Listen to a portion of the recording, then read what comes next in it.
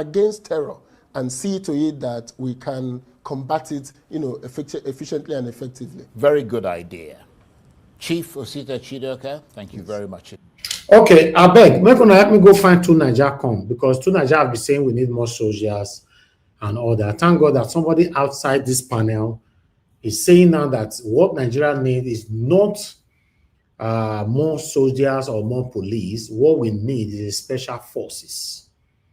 I beg, make una go help me find two Niger come. It's very, very important. Two Niger, you must join this show today, because it will be very wrong or bad, or how do I put it on, if you refuse to join this show today, because I want you to defend it, because we'll be telling you for a while that not more soldier we need, but that's the biggest problem that my panelists have with you here on this panel.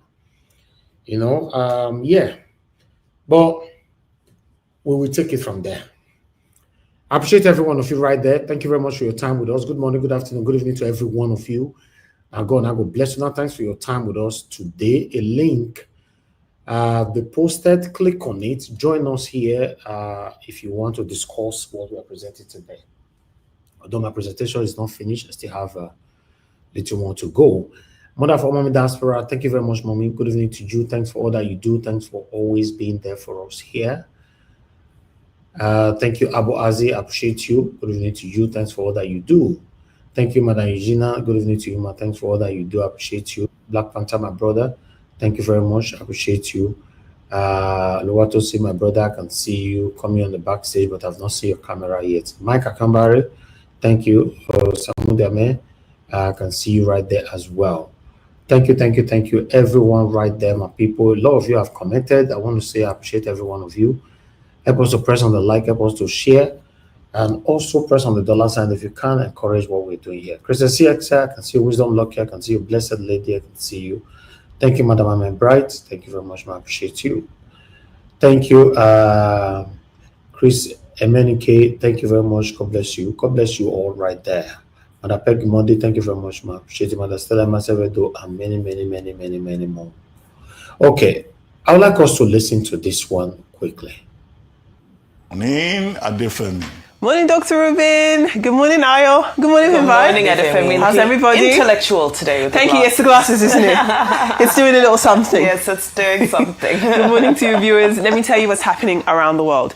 Marco Rubio, that is the U.S. Secretary of State. He has announced visa restrictions on Nigerians accused of undermining religious freedom. Now, according to his post on X, the tighter controls will affect people who knowingly direct, authorize, fund, or support, or carry out violations of religious freedom. Now, the move comes just a month after the U.S. declared Nigeria a country of particular concern, and just a day after U.S. lawmakers held a roundtable discussion with religious freedom and foreign relations experts in Washington, D.C. on escalating religious violence here in Nigeria. Now, if you remember, last month, the chairman of the House Foreign Affairs Subcommittee, Chris Smith, introduced a resolution recommending visa bans and asset freezes on individuals and entities responsible for severe violations of religious freedom in Nigeria. So that's what we're seeing.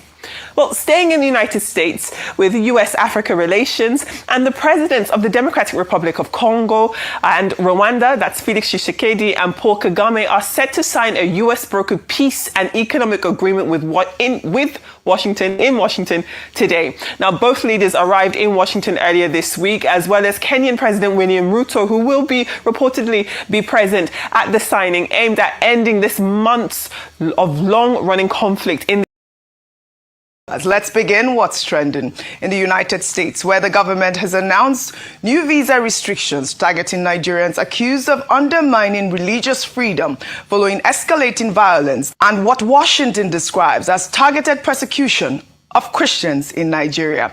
In a post on X, U.S. Secretary of State Marco Rubio said the restriction will affect those who knowingly direct, authorize, fund, support, and carry out violations of religious freedom.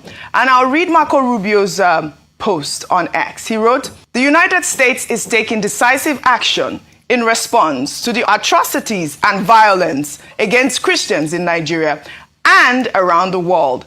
The State Department will restrict U.S. visas for those who knowingly direct, authorize, fund, support, or carry out violations of religious freedom. This visa policy applies to Nigeria and other governments or individuals that persecute people for their religious beliefs. Well, Marco Rubio spoke with Fox News on Monday, issuing a stark warning about the threat posed by radical Islam, describing it as a clear and imminent danger to the world and broader West, and especially the United States. Let's take a look. Radical Islam has shown that their desire is not simply to occupy one part of the world and be happy with their own little caliphate. They want to expand. It's revolutionary in its nature. It seeks to expand and control more territories and more people. And radical Islam has designs openly on the West, on the United States, on Europe. We've seen that progress there as well. And they are prepared to conduct acts of terrorism. In the case of Iran, nation-state actions, assassinations, murders, you name it, whatever it takes for them to gain their influence and ultimately their domination of different cultures and societies. That's a clear and imminent threat to the world and to the broader West, but especially to the United States, who they identify as the chief source of evil on the planet. Okay, the reason why they hate the Kingdom of Saudi Arabia, the leadership of the UAE, of Bahrain, is because they've allowed the United States to partner with them. That's why they hate them. They consider them infidels for it. They hate Israel. But they also hate America. And they hate anywhere in the world that we have influence. They seek to attack it, including here in the homeland. Well, this is a clear signal that the Trump administration is taking a hardline approach to radical Islamic terrorism, marking a significant shift in U.S. foreign policy rhetoric. Well, the visa ban announcement comes a day after U.S. lawmakers convened a roundtable in Washington with religious freedom and foreign relations experts to discuss Nigeria's escalating violence on President Donald Trump's directive. Last month, House Foreign Affairs Africa Subcommittee Chairman Chris Smith introduced a resolution recommending the visa ban and asset freezes on individuals and entities responsible for severe violations of religious freedom in Nigeria, especially naming the Maeti Allah Cattle Breeders Association of Nigeria and Maeti Allah Cattle Hore as erring entities. Well, MACBAN has since denied allegations of carrying out genocide against Christians and urged Congress to withdraw the recommendation. Well, this visa ban announcement is a significant escalation in U.S.-Nigeria relations and represents Washington's most direct intervention yet in Nigeria's security crisis. Dr. Bati, I'd like your comments, but, you know, we've often talked about these sanctions, and now we are seeing a clear sanction right now, targeting individuals and entities that support and negotiate with terrorists as well. But also the mention of Maeti Allah in this whole conversation also is very important for you to discuss as well. So I'll tie in this story for us to discuss both. Meanwhile, the United States lawmakers have been urged to pressure the Nigerian government to abolish Sharia law in northern states where it has been adopted and disband the religious enforcement HISPA commissions, with experts warning that these laws and groups are fueling systematic anti-Christian persecution. Well, during the joint House briefing on Tuesday, Council on Foreign Relations Senior Fellow Dr. Ebenezer Obadari testified that the primary drivers of violence, Boko Haram, ISWAP, and radicalized Fulani militants exploit Sharia frameworks and HISPA officials to impose extremist ideology and operate with near total impunity. Dr. Obadari laid out a twofold strategy. First, work with the Nigerian military to neutralize Boko Haram, and second, pressure President Tinubu to make Sharia law unconstitutional in 12 northern states where it has been adopted since the year 2000 and disband the various Hizbah groups who are seeking to enforce Islamic law on all citizens regardless of their religious identity. This is another push that we are seeing, Dr. Abati. You know, the call for the ban of Sharia law also is an uncomfortable conversation that needs to be had. Your thoughts? Okay, since President Trump named Nigeria as a country of particular concern, redesignation after the Biden administration, there have been a lot of moves in the United States in terms of addressing the issue in Nigeria. Well, let's start with what we call radical Islam. Now, radical Islam, yes, it's a very serious threat, to the United States. We all remember 9/11, and it talks about basically extremist ideology that you can find either in terms of fundamentalism or in terms of the use of violent tactics to promote that particular religion. And 9/11 would seem to be a very good example of the kind of, threat that radical Islam can pose. For the United States, 9/11 was a particular, wake-up call.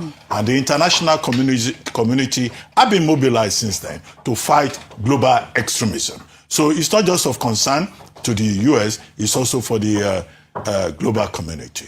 Second, now the U.S. now saying, look, U.S. will fight it. Other countries are fighting it too. Yes. What we're talking about is the need for cooperation, to check extremism of any sort, whether it's called radical Islam or it is called terrorism or it is called banditry. Now, to come to Nigeria, the U.S. says, Nigeria is not a country of particular concern. The announcement that they will restrict visas is inside the Immigration and Nationality Act, Section 212, Sub A and Sub 3C, which gives the United States, the powers to restrict visas for certain category of persons and entities. And I had made a point earlier on that, it falls within the legitimate and sovereign right of the U.S. to admit whoever it wants to admit. It's not automatic that when you apply for visa that you'll be given. Where the problem will be is, how do you identify who these religious extremists in Nigeria are? It's not as if Nigeria has a list of persons who are known as radical extremists. So that's why it's at the discretion of the consular section of the United States Embassy, issuing visa to persons. Now, the Nigerian government too does not have a list. If there is a list, and they have published it, well, I have not seen it. And then when you look at the Middle Belt area, Benue, Plateau, Southern Kaduna in the Northwest, most of the people who are involved in these things, the basis is not religion. The basis is land. It's economic power. It's about access to resources. So it's a bit complex in Nigeria. The other thing you raised is the Sharia. Yes. Now it was Dr. Ebenezer Obadare, he used to be one of our colleagues in those early days, who recommended that two solutions to address the problem in Nigeria. Put pressure on the Nigerian government to do a lot more. Then ban Sharia in 12 northern states and also ban the Isba units. Yes. Well, the thing to note is that the Sharia law is in fact in the Constitution of Nigeria. I think I said this about 2 days ago. In sections 275, 279. And its jurisdiction is civil. It's not a criminal orthodoxy, as some people are trying to define it in the United States. It means that the Sharia law can only apply to persons who have elected to be tried under the Sharia law. And we have Sharia Court of Appeal.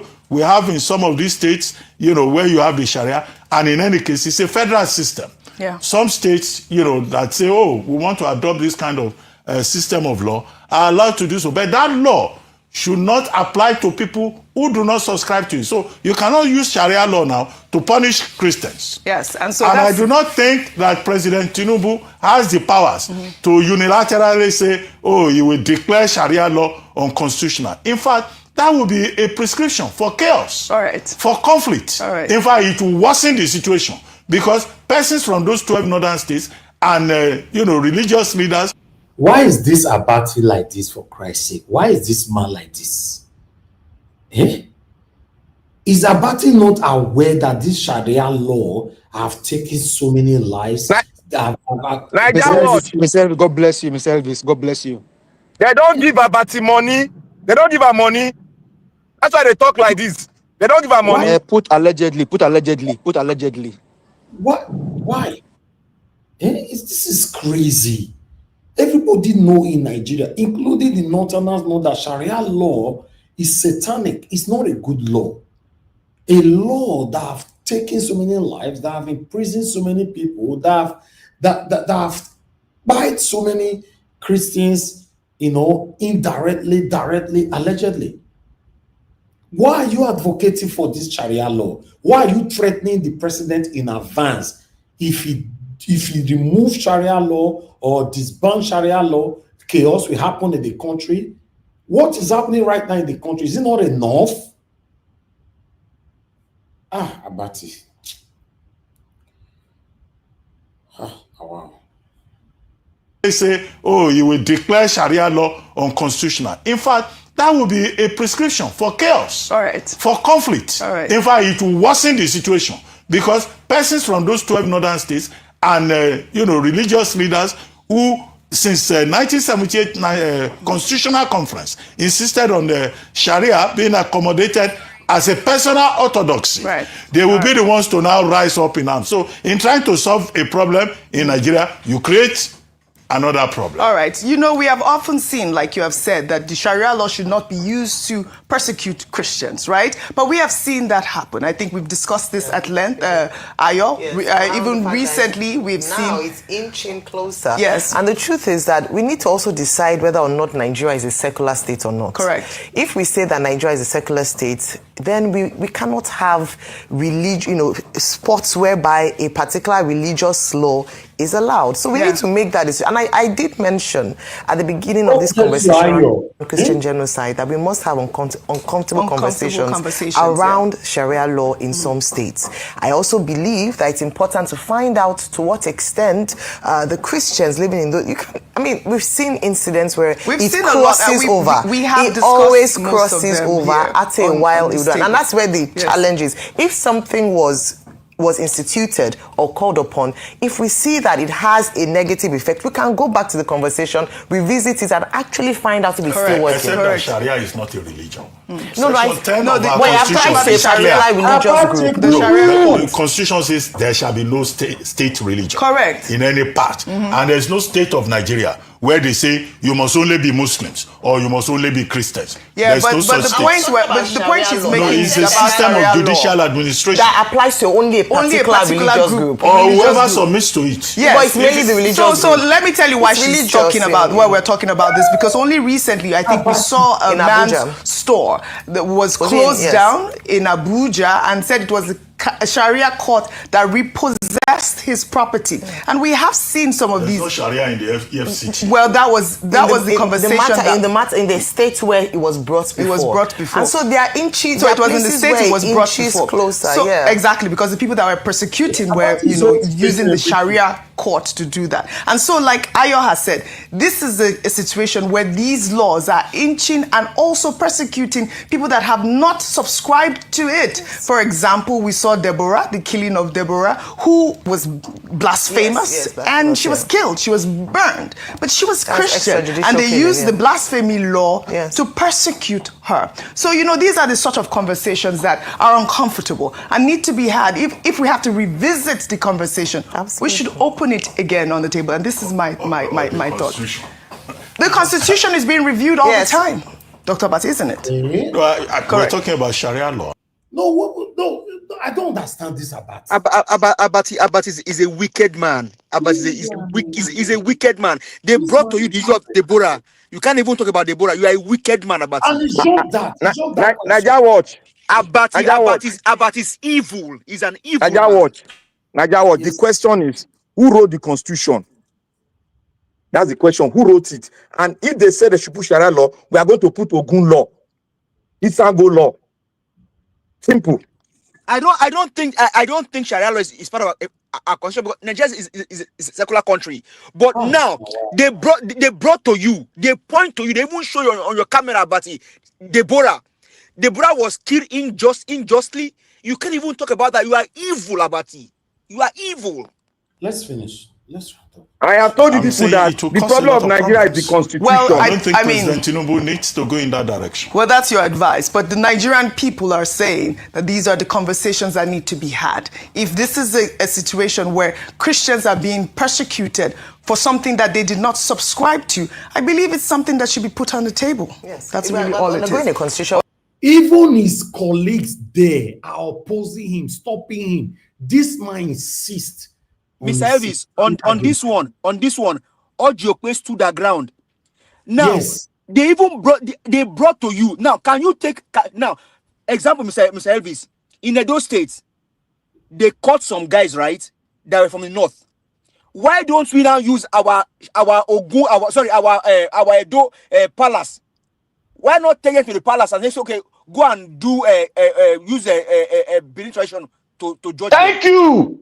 God will bless you. See, let me tell you one thing. The reason why I said the constitution is our problem.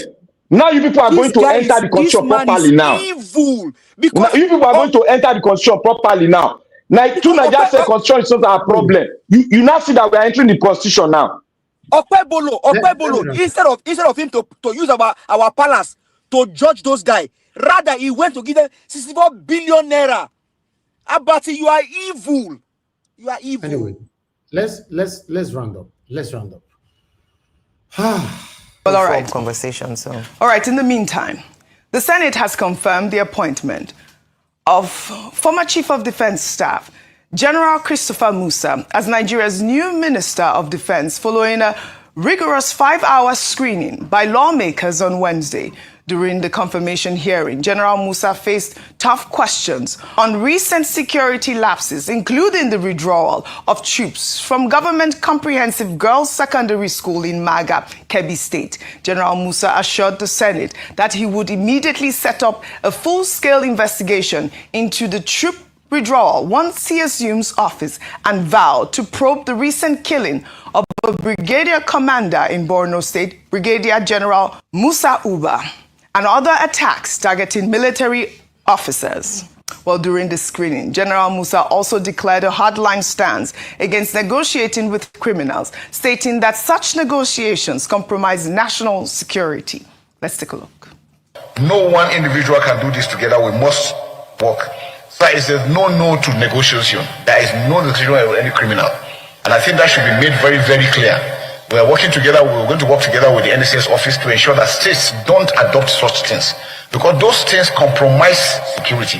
And to tell those that nobody, if you negotiate with them, they will never abide by it. It's just a moment. When they do that, they want to buy time to buy more arms, and then they were going to come. And we have seen it repeatedly. There are even localities that have done that. They still come after them. So, sir, it's a total ban on that. Total ban on illegal mining. Well, the screening session saw moments of tension when Senator representing Niger East, Sani Musa, suggested that General Christopher Musa be allowed to take a bow and go, prompting protests from lawmakers before Senate President Godswill Akpabio intervened firmly, rejecting the suggestion, stating that Nigerians deserve to hear from General Musa at the time when security concerns remain high. He cited pressure from the United States over security concerns in Nigeria, stating that even Donald Trump is on our neck. Let's take a look. We are not asking him questions because we don't like him. We're asking him questions because our constituents would have loved to ask him questions at a time like this. So if we come here and we do politics of bow and go, this is not a period we should say bow and go. Even Donald Trump is on our neck. We have not yet asked him what his response will be to Donald Trump, the President of America. He's not just anybody. Chief of Defense Staff, a nominee for a Minister of Defense of a country, and you stand up and say you should take a bow and go? Is that guy there aware that camera were capturing him? The Senate President talking, discussing something very important, and the guy was laughing. So our Senate have become a laughable thing like this, right? A whole number. Nigeria, they are aware of it. They are all aware. But that is very wrong. That is what they do now. Standing close to the Senate President, you are laughing. When the Senate President discussing issues, very important issues. Look at the guy.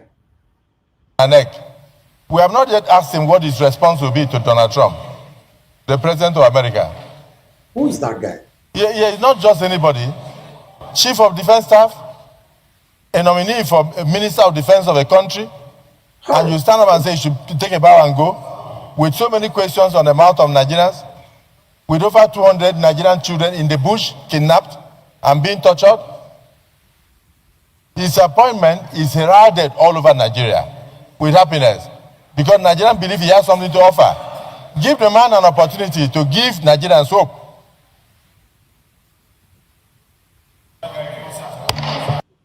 Well, this is a far departure from the Senate's usual rubber stamp bow and go practice. Some people online say the practice was rejected because of international pressure. I'll take some posts on X. Before I come to you, Akan wrote, if not for Donald Trump, Akpabio would never have read the terms of his engagement as Senate president. Hope he maintains this energy for other pressing national issues. Another ex-user wrote, and hailing Akpabio, saying, distinguished sir, you have earned my respect for this singular act, the era of take a bow and go. Just like that, as a nominee minister can no longer be accepted in this crucial time of heightening insecurity. All government appointees must be scrutinized. Finally, an ex-user wrote, politics aside, Akpabio asked some genuinely pertinent questions. It's clear that even within Nigeria's leadership circles,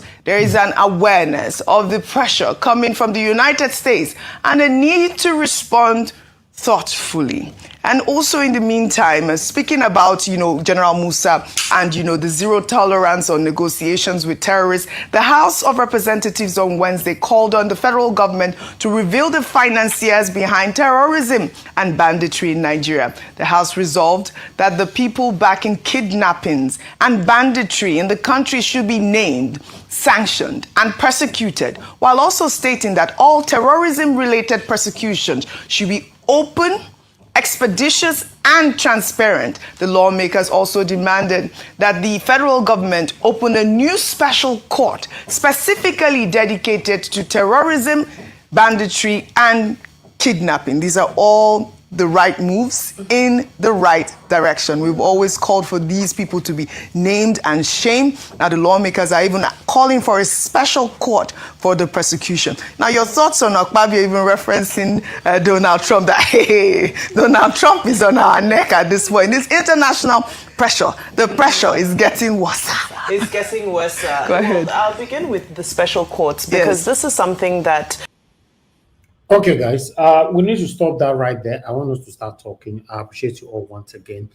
Good morning, good afternoon, good evening to you all. I want to appreciate you, Didi Anthony. Thanks for the super chat earlier on. I'm very, very grateful. God bless you, sir. Guys, help us to press on the like, help us to share as we listen to the first caller of today, Mother Deborah. Mother Deborah, are you there? Mother Deborah, I think I lost you there. Okay, let's quickly take it this way. Mother Deborah, hello? Can you hear me? Yes. Good evening, Mr. Elvis. Thank you, ma'am. Good evening to you. Talk to us. Yeah, good evening to everyone. You are welcome to today's program. Let me first start by saying for the very first time I've heard Akpabio say something that makes more sense. Exactly. Honestly, I'm surprised that because anytime he talks, you begin to wonder what kind of intelligent IQ that he has. But for the first time, he said something that makes sense, and I'm happy that he's able to at least be reasonable today. Then regarding Mr. Abati, honestly, that man, I still don't know why he's sitting down there. I can't even get to listen to anything. Anytime he's talking, I just mute my telly because I can't listen to him.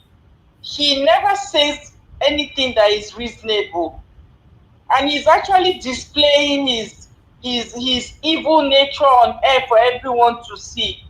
I still don't understand why Arise TV is having him there, So that Ruben Abati, you can just see that he's a terror sympathizer. if you find out deeply now, you'll be surprised that the reason why he's supporting Sharia law, I've seen his type before. If you go deeply now, you see that he's either a half Muslim and a half. These are the kind of people that they are neither here nor there. Yeah, they are sympathetic towards Islam, and then they pretend as if they don't like what is happening, but at the same time they are sympathetic towards it. I've seen a lot of them even in the UK, particularly some of the people from the western part of Nigeria.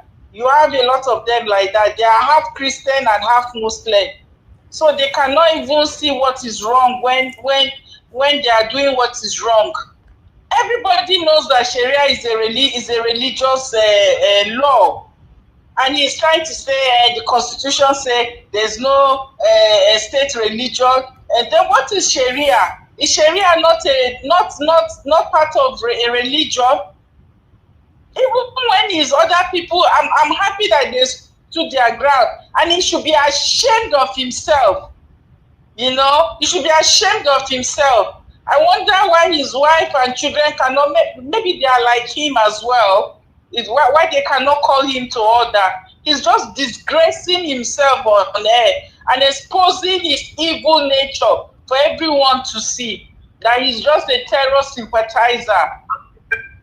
Even clearly seeing what the Sharia is doing. Even Muslim countries that have adopted Sharia, they all came out to say they don't want it.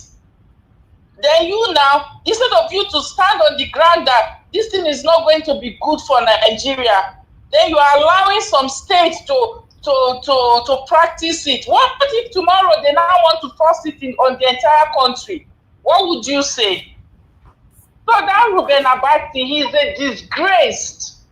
You know, he's a disgrace, and I still wonder what he's doing on Arise TV. He's one person that I can never get myself to listen to. Everything whenever he talks, it's always disgusting to listen to him. You know, I just hope they get rid of him from that Arise TV so that people can at least listen to them. Kudos to the women, at least they stood their ground. Yes. Not to give him audience to speak out that, to spill out that nonsense that he was saying. Everybody in the world knows that Sharia is no good. Even Islamic, even Saudi Arabia, they have shifted away from it. Then instead of you to stand your ground and say, no, this thing is not helping us, it's not fair. Then you are saying Tinubu should not do that because you are sympathetic. You are a terror sympathizer. So with everything, are we not already having chaos? What can be worse than that? So we should just hold our hands and wait until they enforce it on the entire country. That's Yes. when you will know that is going to cause chaos. This Sharia that have been practiced, just go and find out the countries that are practicing it. How the countries are today. How backward and evil those countries are. Very shameful and disgraceful, Ruben Abati. I'm waiting for one day they will kick him out of that Arise TV because he's constituting nuisance on that platform. I don't even know the people that are listening to him. Anytime he opens his mouth to talk, you can never hear anything reasonable. Very wicked man. The look, the reflection of his face is just how his heart is. The way he is looking, you can just see that negative energy on his face is the way his heart is as well. If you want Sharia, then go and practice it in your house. Nonsense. Thank you. Anyway, thank you so much, Mr. Elvis. Thank you for your good work. God bless you, man. Thank you. That was a wonderful Yes, sir. submission. Mr. Paul, thanks for calling in, sir. Talk to us. Good evening to you. Mr. Paul. Hello? Go ahead, sir. Talk to us. Good evening to you once again. Hello, my brother. Good evening. Mr. Paul, you are distracted. Yeah, I good will evening, call my the brother. phone if you are distracted. Please Yes. talk to us. Okay. Yes. Good evening, my brother. Yes. Good evening. It's been a long time. Yes, my brother. I don't have time to waste. I'm angry for what you have played by Ruben Abati. You know, our people don't supposed to know that anything you as you planted as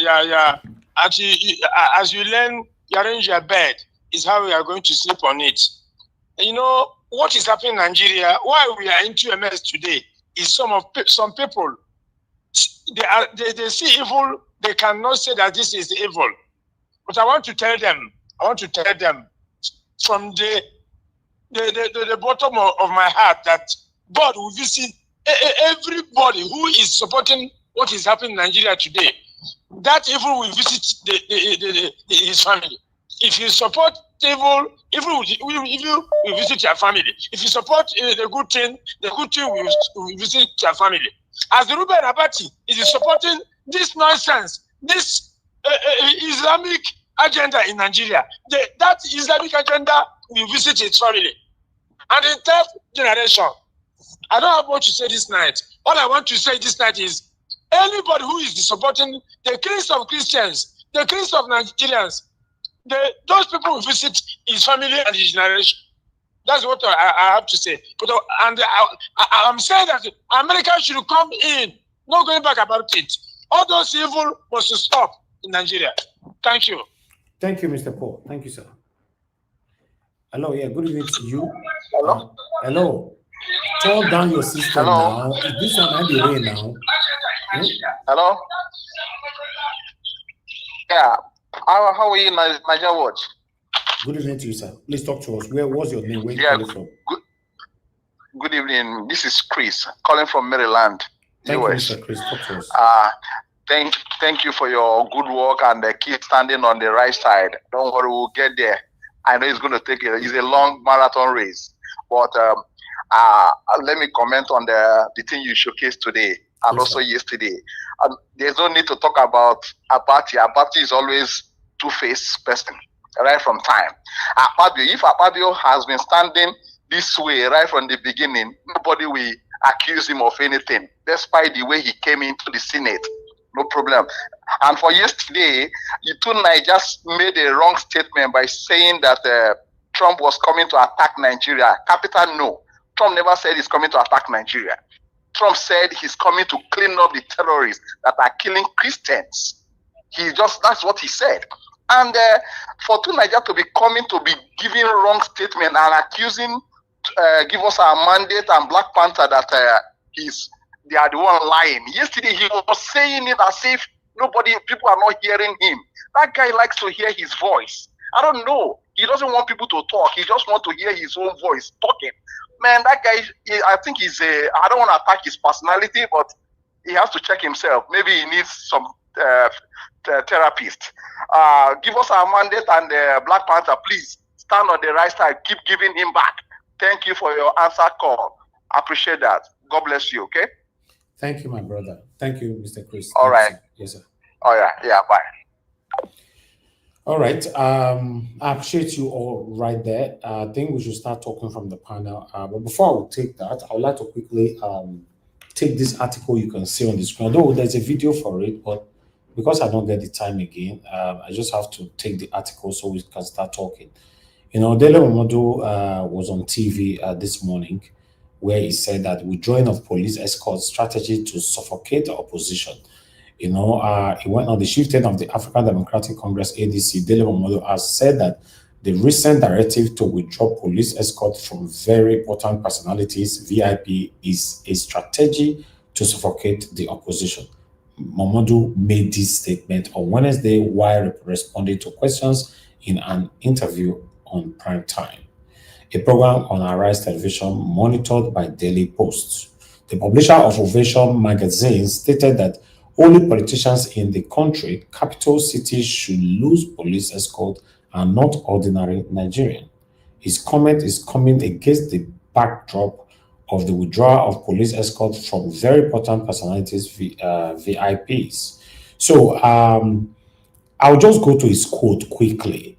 Speaking during the program, the former presidential aspirant of the People's Democratic Party, PDP, said those who should lose their police escort are politicians in Abuja, not the ordinary man. Then he went on, quote, "It is not a crime to be successful, and police escorts should not be taken away from the likes of Dangote and Otedola. Taking away police escort is part of the plot to suffocate opposition." Just imagine where this man is coming from. To be honest, Dele Momodu, I disagree with you 100% this time. Because this is not all about, we cannot be politicizing everything. The president made a decision. Now he's doing it because of the opposition. What are you talking about? We don't have police people on that can look after the normal people anymore. All of them are allocated for different positions to be protecting VIPs. In the UK, you can have a private security man that can protect you. So that should be more. In fact, that area now of business should be more lucrative at this particular moment, since they withdraw all police force from protecting VIPs. So, Dele Momodu, if you're talking about Dangote or Otedola, let them go and get a private security. After all, Otedola have a private security in his house, 24 hours protection in the UK. They stand on the gate and they stand on the front door to his house. So you can do the same thing here. You don't need Nigeria police. Let Nigeria police protect the common people like us. Dele Momodu, I disagree with you 100%. Everything cannot be politicized all the time. I'd like us to start talking, my people. Give us a mandate. Please talk to us. Good evening to you. Mr. Elvis, do your head.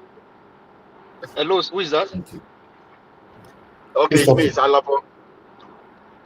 Oh, Mr. Alabo, quickly. Okay, Mr. Elvis, I just want to say, Nigeria, why is raising this concern?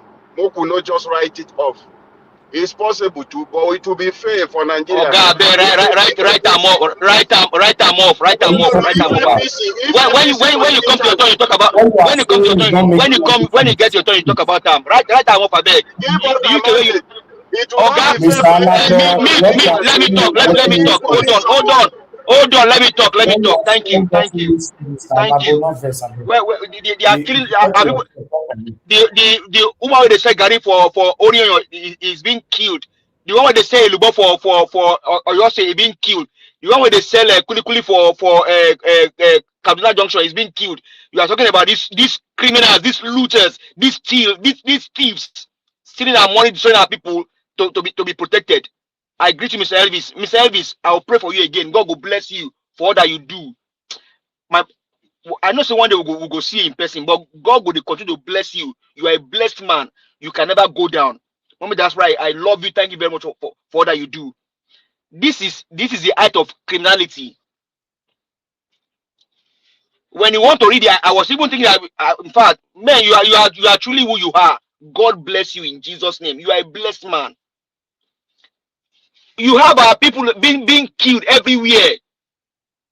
In the UK, in America, how many police they protect opposition? If you have your money, go and get your personal security. Get them. Authorize is man. God Almighty, this is evil. Even Elon Musk, police does not protect Elon Musk. He has no personal security. Elon Musk, the richest man in the world. Man, you these guys, And the average Nigerian is being killed, being destroyed. And that's why somebody can come here and come and sell lies to the Nigerians that we need more policemen. And that I call lady, all kudos even to you yourselves. I agree to my brother.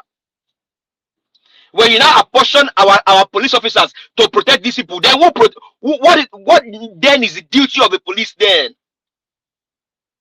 Now when there's armed robber, when they are stealing now in Benin, you now begin to look for police. You ask them, where are the police? They've gone to protect Obaseki.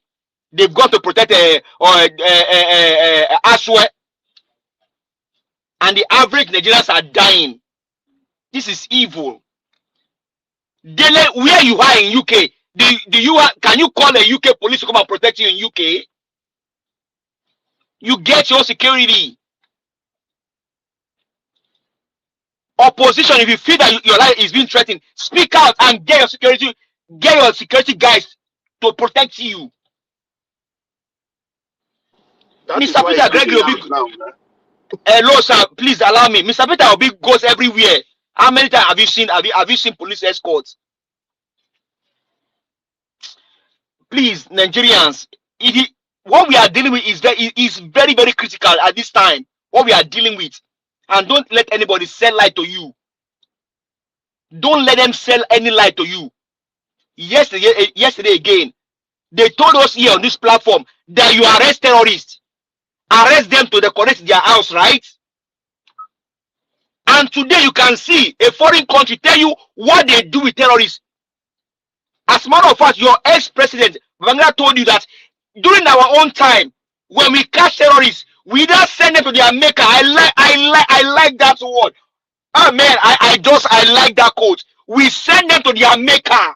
Because why? Their maker did not create them to kill people. God Almighty. I'm a Christian. I have Muslim family. My maternal grandparents are Muslims. Bangla said, when we catch terrorists, we send them to their maker because your God that made you didn't create you to destroy humanity. The blood of Abel was crying. Why so? Because there's life in blood. There is life in blood. You now see somebody kill a fellow human being, and somebody will come on this distinguished platform to tell me that when you catch a terrorist, you should arrest them. Arrest them to do what? To put them into our military. You see, evil men, evil people, crazy people. Permit my word, Mr. Elvis. You arrest terrorists, you will catch them to decorate their house. You see them? These guys are killing people, destroying people. Deborah was killed only because she said this platform is for education, and they killed that young girl because of what? Sharia law. Because of what? Terrorists and jihadists. They destroyed them. And now somebody told us, when you catch terrorists, save them all, use them, decorate house. America will not catch terrorists and will not arrest them. They destroy them. They send them to their maker. And that's why it's so important to now speak on this. This criminal president cannot do anything for Nigeria. When he was elected, I said it here. As soon as you saw this guy in, you have destroyed Nigeria. Is he not playing out now? Mr. Elvis, what you are doing today, you don't know. This platform is also a platform for prophecy, because most of the things we are seeing now, we have said it here some times ago. You said it, sir. Nigerians are suffering now. How can I be in my own country? I'm a citizen with I was born in that country. My country, you now come from Sahel to destroy me, and you now say if my security guys catch them, they should arrest them. No, don't arrest them. Musa, I challenge you. You have been nominated as Minister of Defense. Christopher Musa, hear me and hear me well. Catch them and send them to their maker instantly. They don't deserve to live. These are evil people. They killed Deborah, a young girl with bright future. And about to sit down there and see, these men are evil. How many of the Christian law? Okay, Oyo State, Lagos State, Edo State, Osun State, Akwa Ibom, Anambra, Enugu, Abia. Do we have a Christian law that rules there? No. We only live our religion. We are Christians. And we won't say because you're a Muslim, when they catch you, amen. Abati, man. I don't know. Honestly, this is so heartbreaking. How many of the Christian laws have you seen in the southwest states, or more so in the 5 eastern states where Christianity is predominant? How many have you seen there? Abolish Sharia law, destroy it, ruin it, expunge it. It is an evil law. It should not be used for humanity, because that law in its entirety is against humanity. It's an evil law. Now on Akpabio, my only question: if Musa cannot take a bow and leave, what about the previous ministers that you allowed to take a bow and go? Akpabio, Senate President Akpabio, in case you are listening, Musa will not take a bow and go. Well and good, because now we have a critical moment, but we also have critical moments. The finance minister took a bow and left. What is happening today to our finance? We have a critical moment. The minister of interior took a bow and left. We have a critical situation. Most of these guys, they all took a bow and they left. You now see the state of the country. See the state of the country today. But now, Akpabio now know what he's supposed to do. Nigerians, don't be fooled. Akpabio is an evil man. He played to the gallery. Because if he has stood his ground at the very first time, but how can he even take his stand when the way he got there is an evil way? When the way he got there is not clean. Akpabio was not on the ballot. He's also a rigged senator. He wasn't on the ballot. Akpabio is a rigged senator. But now that a foreign country is on them, he now said Musa cannot take a bow. I like he cannot take a bow. But for the previous ministers, will you bring them back? Someone like Festus Keyamo, will he come back? The one that said they are renovating the airport. Have you seen anything ever since then? Is it not the same Akpabio that told you that they will put street lights, over 2 million naira to build one street light? Have you seen them today? These are evil men. Musa will not take a bow and go, but go and bring other ministers that took a bow, not telling you what they will do for Nigerians. I like the way everything is playing out now. I like it, but we need more. Donald Trump, we need more. Nigeria is a secular country, and nobody should be persecuted or taken down because of their religious belief. Whether a Muslim or a Christian or whoever you are, you should not be persecuted because of your religion. And that's why we said here during this Mumu ticket that these guys, they have an agenda. And that's the only problem I have with Black Panther. We told you here that these guys, they have an agenda. But you, my brother, you told me that they cannot do. Now you're not beginning to see it. That's my only challenge with you, Black Panther. Because we told you. Is it not playing out in your face now? Where are these guys? They are destroyed. How can you slaughter a human being, including a general? That's the highest of impunity. And you do that to an American general, the country will be on fire. You know what it means to buy a general? A general, before he got there, you know what he has gone through? You can't dare to an American, you can never do it. That country will be raised. But Nigeria, everybody's gallivanting. Musa, I challenge you, do the needful. Those that buy Deborah, those that buy the general, and every other they part, make sure you capture them. And now we talk about you don't need more men, you only need technology. And they are telling you that you need more men. More men to do what? When you have drone strike that can strike these guys down in the forest without you move an inch. So Nigerians, if the INEC president, the criminal president, if you want to listen and hear, employ more drone technology to bring on these guys. We don't need more men. We only need for the escort be taken away from these people to protect Nigerians and go into our forests. Use more drones, more technology, and more missiles. That's the only way to go. America is doing it. They won't even show up in some places, but they will strike there.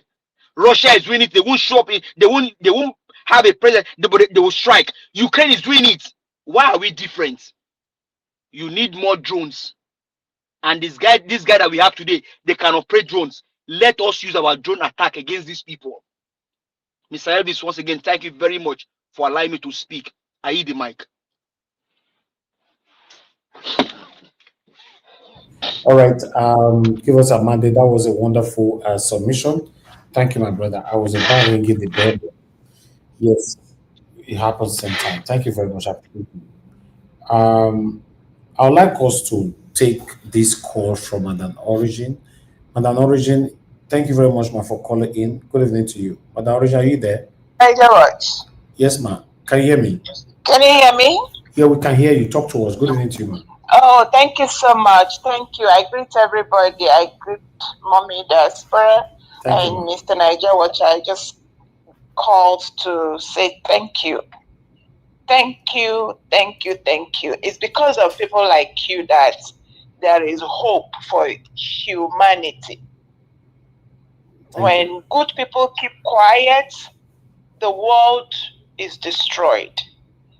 And destruction of the world is not only by the evil people, but it is a collaboration of the good people keeping quiet and not doing anything. But you decided to do something. Let your platform be a place where people can come and groan and scream and shout to see how we can drown the voice of people like Abati. And the media world have been under siege the same way Nigeria is under siege by the likes of Abati, the likes of, I don't know who, or whether it is because of, I'm beginning to feel very strongly that he is, but yes, he is a Muslim, and he is representing what his religion stands for. Because to be honest with you, for this couple of months, I have been, because it's good to know your neighbor. Islam is the closest religion to me, and I have never paid attention. And this season has opened my eyes, and I have really, especially those that left the religion and all of that, go to X, go to a few places. You learn more. You learn that Abati is defending what he believes in, because there is nothing wrong in the whole earth wiped out if they don't succumb to Sharia. So if you are on the earth, it's supposed to be a place where the only God to be recognized is the God of Abati. And if you don't belong to the God of Abati, you don't stand a chance. It does no matter how the person is being eliminated. So that is what it is. So another thing I want to thank you so much. There's something you call the attention of. I want you to replay the place where those two guys were standing. And I believe strongly that those two guys were either Hisba police surrounding and trying to intimidate the Senate president. Their body language is very cold. I want you to play it again. I want your panelists to take a look at that again and see how these people have in all around. This is how they have, with whatever else they're using to intimidate the nation, intimidate the people, and make sure that they have their way. And I say it here, if our oil should be on the table, their gold must come to the table. We have to figure and settle this matter once and for all. Now that we have the President of the United States of America putting his eyes, helping the people to see how we can recover from this siege we have been under for the last almost 60 years. Thank you so much. Thank you, ma. Thank you very much, Madam Origin. Thank you, ma. All right.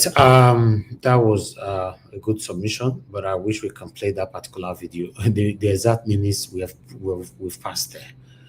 But nevertheless, I'd like us to move on. I appreciate every one of you right there. Let's listen to what Black Panther have to say. Thank you, my brother. Good evening to you. Talk to us. My brother, my brother, my brother.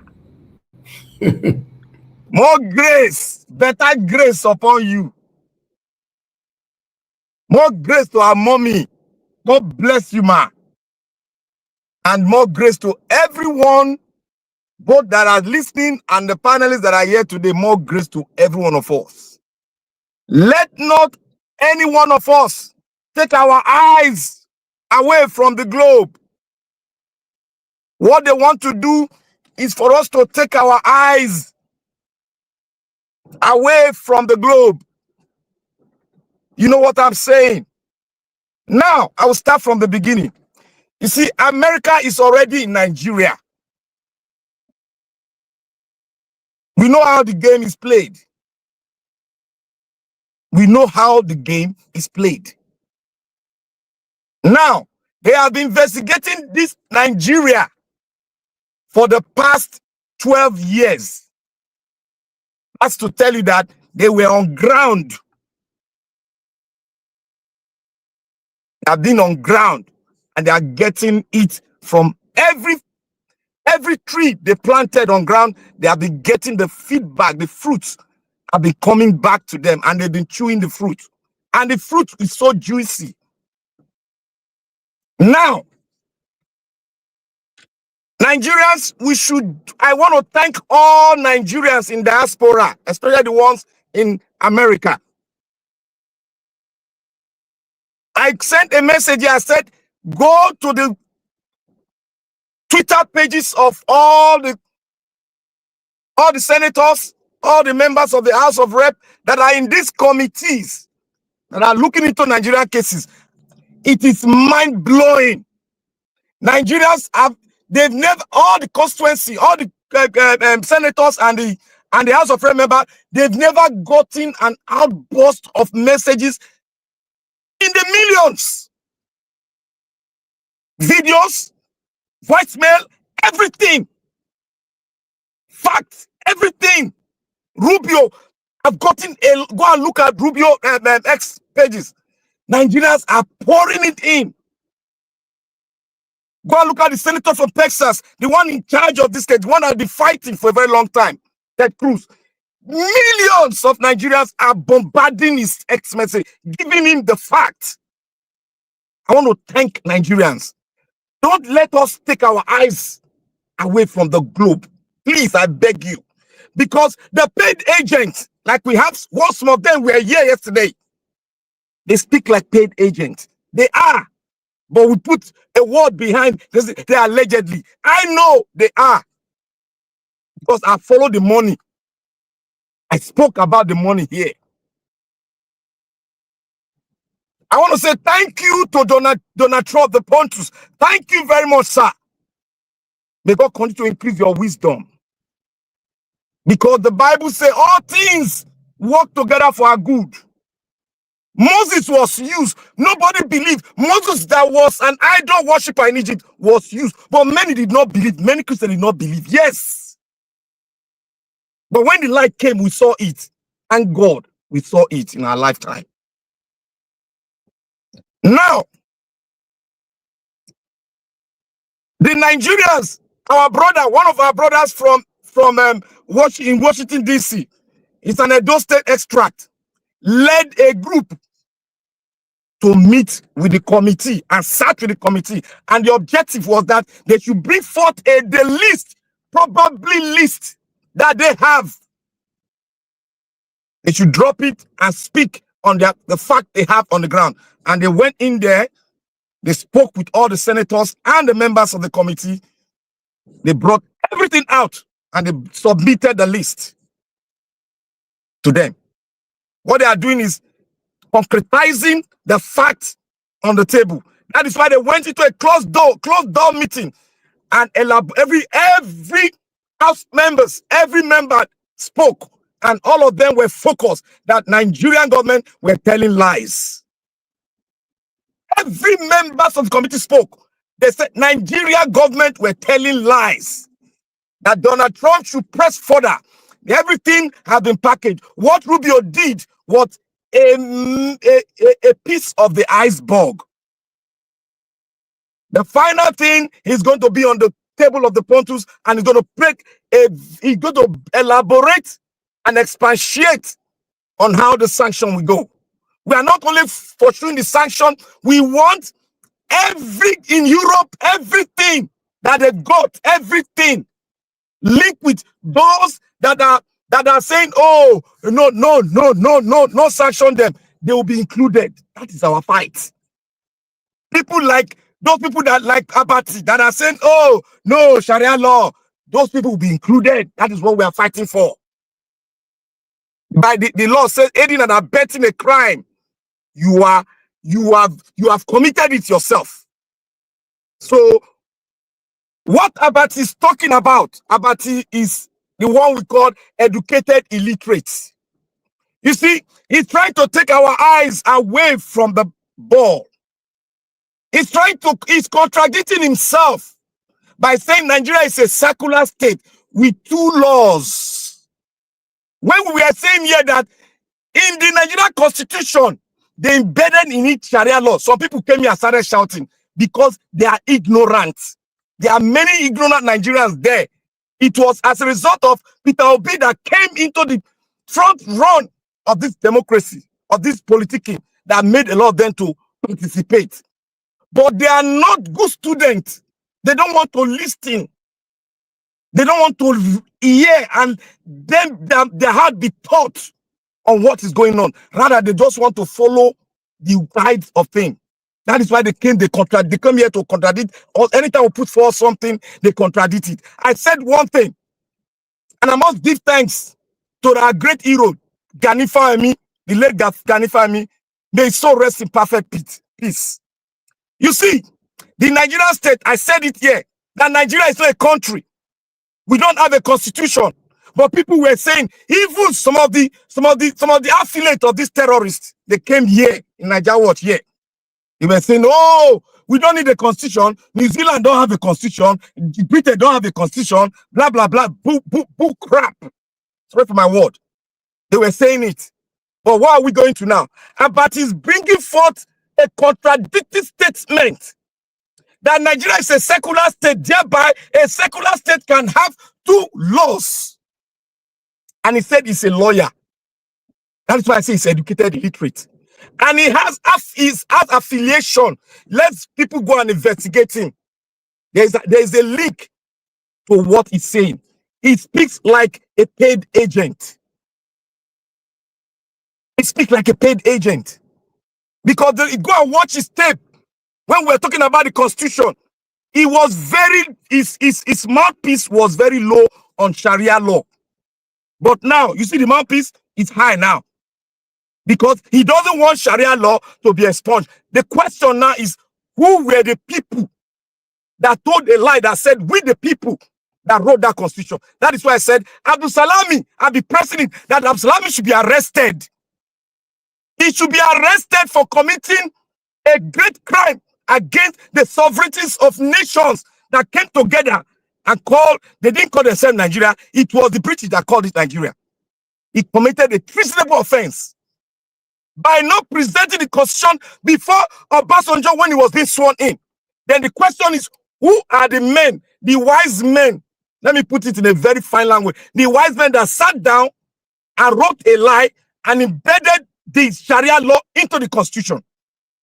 That's the question. But the head of it, the head of state then was Abdul Salami. He should be arrested and put into, well, I don't need to, his name is there. He's going to be sanctioned already. He's already there. So this is what I've been saying. Yesterday, everything I said yesterday, I stand on it. You can vet it. Anybody that want to discuss against it, come to this channel, let us talk. I said Nigeria does not need military personnel more because your president, who have a great intel more than you and I, Obasanjo said Nigeria does not need any other thing. What we need, we have the capacity. And capacity, we have enough soldiers that can do the damage and nullify everything that comes from these terrorists. Secondly, I listened to the incoming defense minister. He said, he even went further to say, what I need is technology. You can see when I said yesterday somebody was a paid agent, I wasn't lying. He said, I need technology. He's the one they need to, he talked about the policing. We need to increase our policing because sharing of intel is better than having millions of useless security that will not benefit you. If you don't have intel within the police, the synergy within the police and all other security apparatus, you cannot have a formidable team. That is what he was saying yesterday. It has to be a teamwork.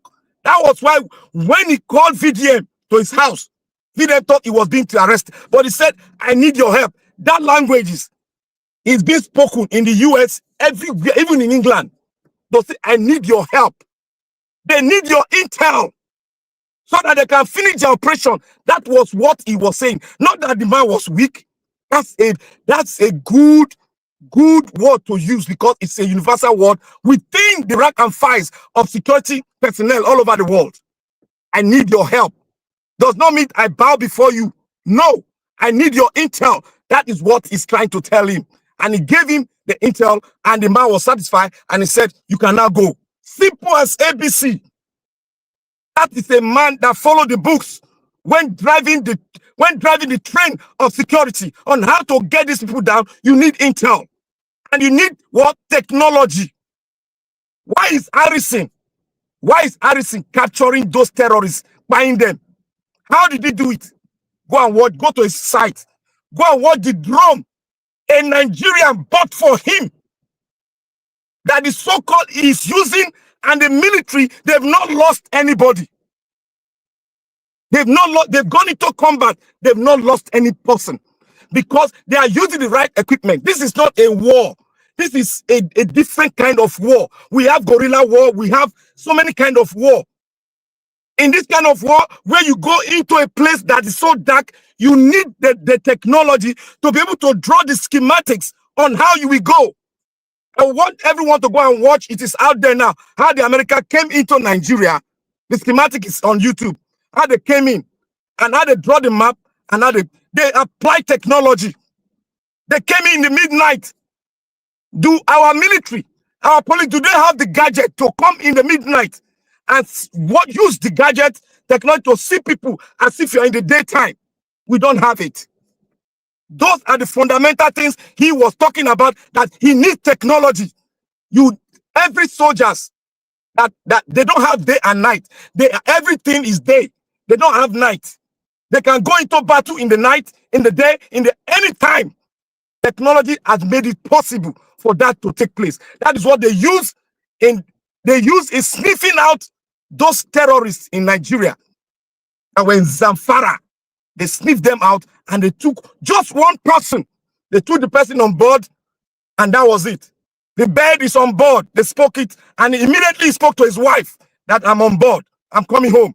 Simple as ABC. No casualty, nothing, because the technology did the job and the man was on ground to clean up the mess. That is what I've been saying. And somebody will come here, a paid agent will come here and tell you that you need more soldiers. I told him that Nigeria military is more than that of England. Forget that. They don't use those they don't use those measurements that what he was using. They don't use it again. Because presently, America is doing something presently that by next year, you all are going to witness it. Our technology is going to take over. Who is going to be the master of the air? That is what is fighting today. Everyone is fighting for it today. So every one of us should not listen to this. They want you. If you listen to them, your eyes will be off the ball. What is going on now is that there is nobody that is going to Islamatize you. I've said this several times. I can't explain it. But event we gradually fold up, open, you will see it clearer. Event we open up, you will see it clearer. The people on the list, on the list are going to be revealed to us. We are going to see it. We are going to see their network. Black Sir? Panther. Sir? You know, I hear what you say, but one thing that I appreciate as I was talking to myself now is that thank God we have US as the world power. I will not say more than that. Thank God we have That US is it. as the world power. That is it, my brother. Because when people say, oh, they will Islamatize, remember, we are in the 21st century. Those archaic things that they used to do cannot take its place again. I stand on that ground to manifest what I think and what I have, all the data that I've carried, all the resources I carried to myself, and I thought about it. It is not possible. And it is plain now. You all have seen it. It's more than what you think that is taking place. Nigeria, may God bless you and give you more grace. Let us not take our eyes off the ball. Thank you. Thank you, my brother. I appreciate you. Thanks for your submission and your information, the information you passed as well. Okay, I'd like us to move on by hearing from, our Dream Nation. Mr. Alabo, please talk to us, sir. Thank you. You are not there. Madam Patricia, please talk to us, man. Good evening to you. Good evening, Mr. Elvis. Thank you, man. Thank God. You won't say, I feel like say I go opt out. But thank God that Mr. Alabo is not answering. So let me fire No. out. I'm here. You can go ahead. Come on, you don't pass. Wait, you go wait. Though, just wait.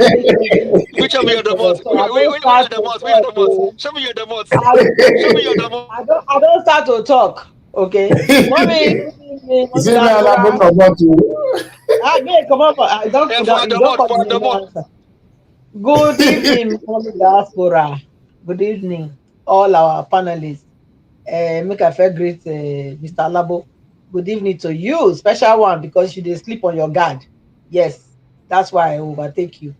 Anyway, thank you, Mr. Black Panther, Mr. Silos Mr. Elvis, again, we cannot thank you enough. I especially cannot thank you enough because I know what you do. I know how much you put in. It takes a conviction, and a dedication for anybody to stand the way you have been standing for Nigerians now, Nigerians yesterday, today, even yet unborn. So thank you. We appreciate you very, very much, Mr. Elvis. Our comment section gurus, please like and share, hit on the dollar sign. Like I said, I always repeat it, not they bite. In fact, the more you give, the more you self go receive, the more you are blessed. Jesus say it's more blessed to give than to receive. So practice it, and especially for a good human cause that Mr. Elvis is fighting for here. I think he deserves all our support. If you cannot lend your voice, also lend your money. Not only comment section will stay. Okay. Thank you again, Mommy Diaspora. Dele Momodu should just enter in house and lock himself inside in cave. Na cave, night I want make he enter, or cage actually. Because for him to come out and tell us now that withdraw police escorts strategy to what suffocate opposition. Listen, you the opposition, you are all the problem. Because as far as I know, since Bola Ahmed Tinubu, the president of Nigeria, has been on power. It's been sworn in since the 25th. I'll be waiting which day with that 25th of May. Yeah, till now, GCR waiting it be commander in chief. I never see people are tackling matters that actually affect Nigerians than only what affect you people. That's all you have been coming out to voice, including our very own person, Peter Obi. Okay? I never see anywhere where una come out collectively say na so, or even individually say this one don do. No, it always everything is politicking. Everything, it's about politics. Lives are not to be to be handled as used as political ploys. These are lives. A person gone is gone. Okay, so for you to come out to tell us that Tinubu withdrawing police force from you people is a ploy to now sabotage you people, or please keep that to yourself. We, the common people in Nigeria, we no kukuma get anybody. The Nigeria police force was supposed to be for the more vulnerable of the most vulnerable in the society. But that's not what we are saying. You people that think you have used our own resources, because of course, who did they give the contract? Not you now. Now they give the contract now. Where they defraud every other Nigerians. Now, una don't join the class, they will protect una too for defrauding the rest of us. So please, you don't get any legal standing to come out to say not to truncate you people. Okay? You get your money, all of una get una money. When I go hire civil defense. There are a lot of security companies in Nigeria actually that render security services. So go and do the same and stop politicizing everything that comes. This is not the time. Okay,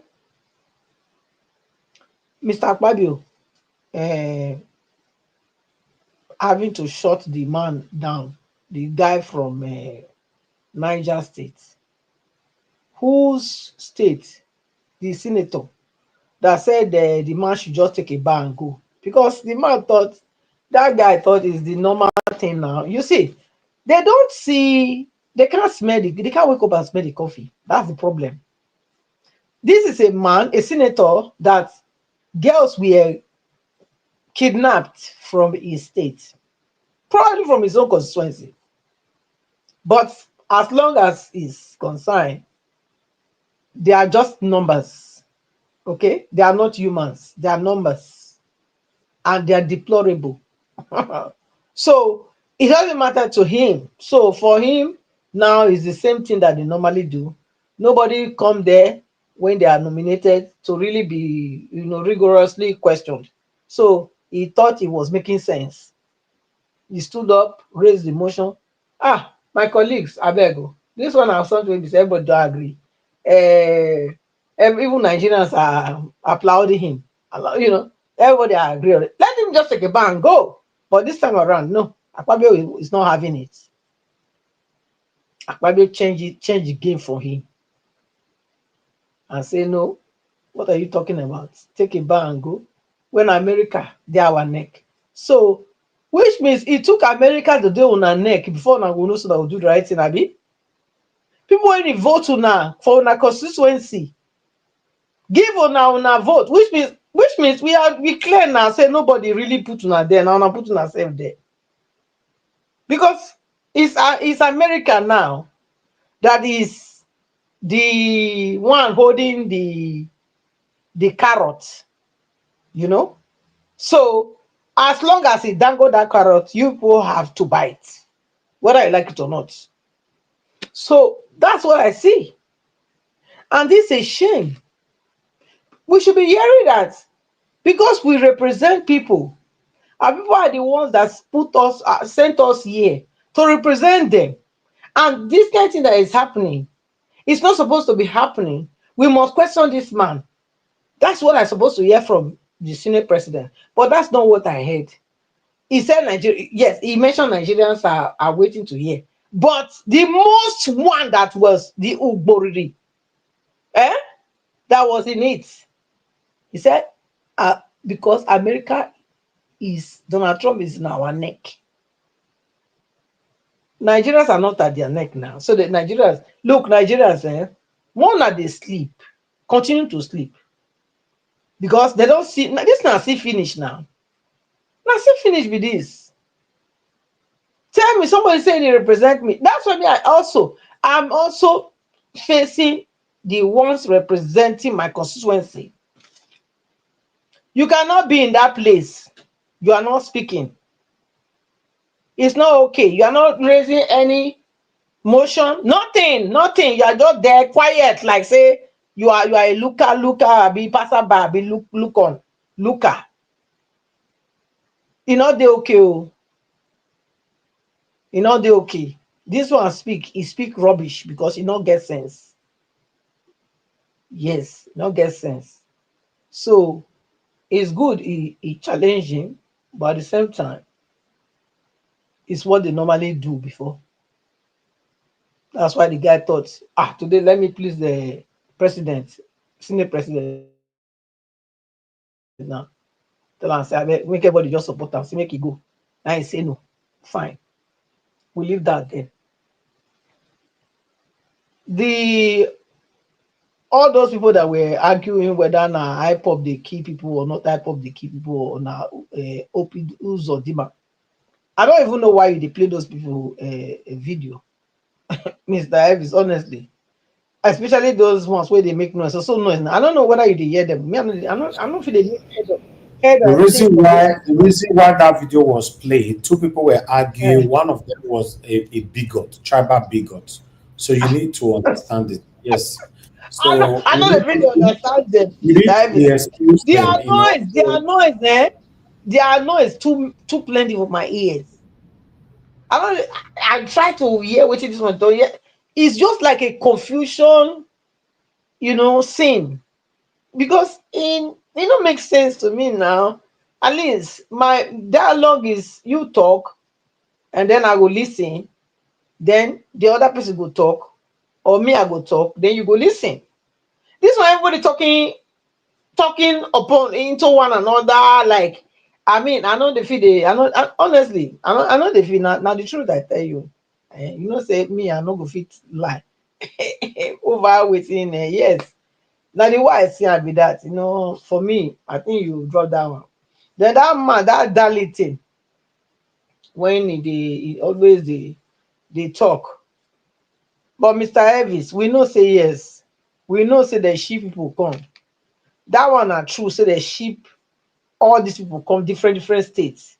Because even me, I remember as far as 2017, when I dey see people, the sheep then come. When I go Nigeria, of course I go Nigeria like 2 times a year, and it go happen say I dey see them. I go dey question say, what is this going on? Who are these people? These are able-body people. They will tell me say, oh, they say that they're hungry for nothing. So now they bring their corn here, make their corn they find. I say, but these people, no go sure say this people go rise up one day. See, they want to eliminate everybody. Those there, they were the one giving me the confidence that no, we know. But Mr. Elvis, you have played couple of videos here. When it be say those videos and even when they beat the people, they were speaking Igbo. You have played it here. Especially the one when they pay me pass. Now that woman when you play with your children, when you go farm, small children, they go try to find food, make them, where they lay them down, begin they flog them. You remember? So those will not be this Fulani now. They were speaking Igbo and beat. That's true. Yeah, but that's long time ago. Yeah. Yeah, that's what we are because this Danity now, as you normally will do, it was now attributing everything now to Fulani, in Imo State somehow. But we all are already used to that. When things is not going, some of my Igbos way, they just they normally say not be Igbo person, not be Igbo person. I've addressed that so many times. We know that. Okay, Yes. thank you. So now that one I be the thing, and he was saying that if and he also contradicted. He was lying that they are very quick to call out evil. You know, and he also said that Igbo know the key person, you know, the key people. Excuse me.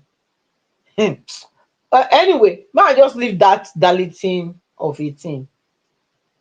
The guy that spoke what I wanted to hear was the guy they interviewed last, who gave a recommendation as to what Nigeria, the direction Nigeria is supposed to be going, which is the special squad to be fighting these insurgents.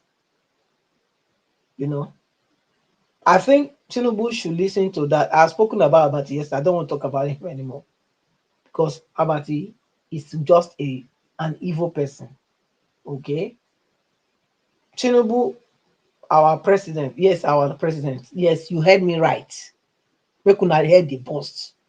Now Nigeria president, and as far as I still carry the passport, you can say I'm a Nigerian. Therefore, he's my president. Listen and listen well. Do the needful. Listen to good advice. Take that man's advice. Form a special squad to deal with these people once and for all. And they must eliminate them. No, all those bandit, terrorists, kidnappers, sympathizers, all of them should be called out, named and shamed. That's what we want to see. The financiers, those ones that have been going to meet them, the ones in the government, parastatals, that say they claim they know where they are, they claim they are the ones that can talk to them. The one Buala was talking about, where he was trying to be stylishly denying, all those type, they should be named and shamed. They should let us know who they are. All of them. Until you get rid of them, you will not have a country. You will not. So the earlier we get rid of these bad eggs among us, the better for us all. And that Sharia law that the Americans are calling for to be abolished, it must be abolished. Whether Abati like it or not, and whether the Northerners like it or not, the ones that have, of course, not all Northerners want it. I know those Northerners that want this law to persist. We are starting with those ones that don't want it to persist, and we are saying no to it. If you say you are practicing democracy, then you must practice democracy to the fullest. You cannot practice democracy and have other things added to democracy. Okay? We have our own way of governing ourselves before British came. Now that you say you have adopted democracy as a way of life, a way of governance, let it be fully what is portrayed in all the whatever 36 state plus FCT. There should not be any other one, any other type of rule of law taking presidency in any other place. The federal one, which is the democratic one, should be what is allowed. It doesn't matter who sneaked it in the constitution, who wrote the constitution. I don't care. All I want is, now that America is saying it, Nigerians must back it. I back it with my full chest. I will not allow that if I know that that was what is in that I thing. back it also with my being. So if I knew, if my parents knew, my father knew that the Sharia law was in that constitution where Obasanjo was sworn in, everybody will come out to say no to it. No, Mama Patricia, I think it was done because Obasanjo wanted a third term agenda. That was when That's that thing what I'm actually saying. really That's what I'm surfaced. saying now. Nobody No, knew it now. was not done like that. Obasanjo was not supposed to be there. He was supposed to be Let me pied. just finish. Obasanjo was supposed to be pied. So that's why I'm saying that that Sharia law must be abolished, whether I like it or not. If Nigeria want born, let Nigeria born. Like I said, me as I dey here, I dey see the talk am. If it happen gbegere tomorrow, I go buy my ticket, I go go Naija. Anyhow, I go support my people, I go support them. I dey talk am. I no put water for mouth dey talk am. I no be coward. Now once person dey kpai, you cannot kill a dead person. Me, I'm already dead. If una no know, make una know. To be born in Nigeria, you are crucified already. Okay? If you don't know, no. So, this law, this Sharia law, where they say they practice now for not, take and buy my lovely sister, Deborah, for so innocent girl. The girl go school, go uni. They begin send out this type of religious thing. You guys say not be this platform now, I beg. This one will be for that kind of thing now. Finish. Let them buy the girl for blasphemy. But he get his mouth, his dirty mouth. You see, they propagate for this evil way of a court or whatever rule. Look, not go better for you, Abati. Mr. Elvis, I don't want. Oga, madam, mama, let me add this to your point. You see, people are saying that if they change the constitution, something go happen. Nothing go happen. Nothing. Nothing go happen. Let that happen. We the fear. Nothing go happen. Listen, instead of them, look, make I tell you something, Mr. Blapata. This is where they come, with gradualism. If they are cowards, That's why they are doing gradualism. If they are not cowards, let me just finish. If they are not cowards, why are they not coming with their full chest out? That is what we want to do. And make me see whether we're not going to respond. Okay, thank you. What they are doing is gradualism. And we've discovered them, we've caught them, and this is where they stop. We'll pass here. Okay, thank you. The thing is that they are trying to threaten the president in advance by putting fear on him. That is it. Thank you, my brother. That's what they are trying to do. Unfortunately, I don't see Tinubu like someone that can be threatened. If he wants to take decision, because the reason why people are hating this Tinubu today, there are some decisions you're supposed to take, you are not taking them, to be honest. You ring yourself into become a president, take some vital, important, beneficial decision that will be beneficial to the people, not the satanic elites. But what we are saying that you are more giving a priority to the satanic saved people in the call themselves elites. Your ambassadorial role, you see that criminals now Fulham and all that. So that's where our problem, our plight, our complacency continue to come from. Like this Sharia law, what was the contemplation over banning of Sharia law? Why must you sit down in any kind of table? Why must you have any kind of delegate, any kind of a body? Okay, Mona, go think and come, whether we go. Just pass it and ban it. Anybody that talk, put in jail forever or bite. Death penalty. Listen, I've said it before. The only way this country can work now, proper iron hand, and we need a better leader that can take that decision. Look what happened in Singapore. When the Singapore president came in, that man came into power. Do you think he sat down?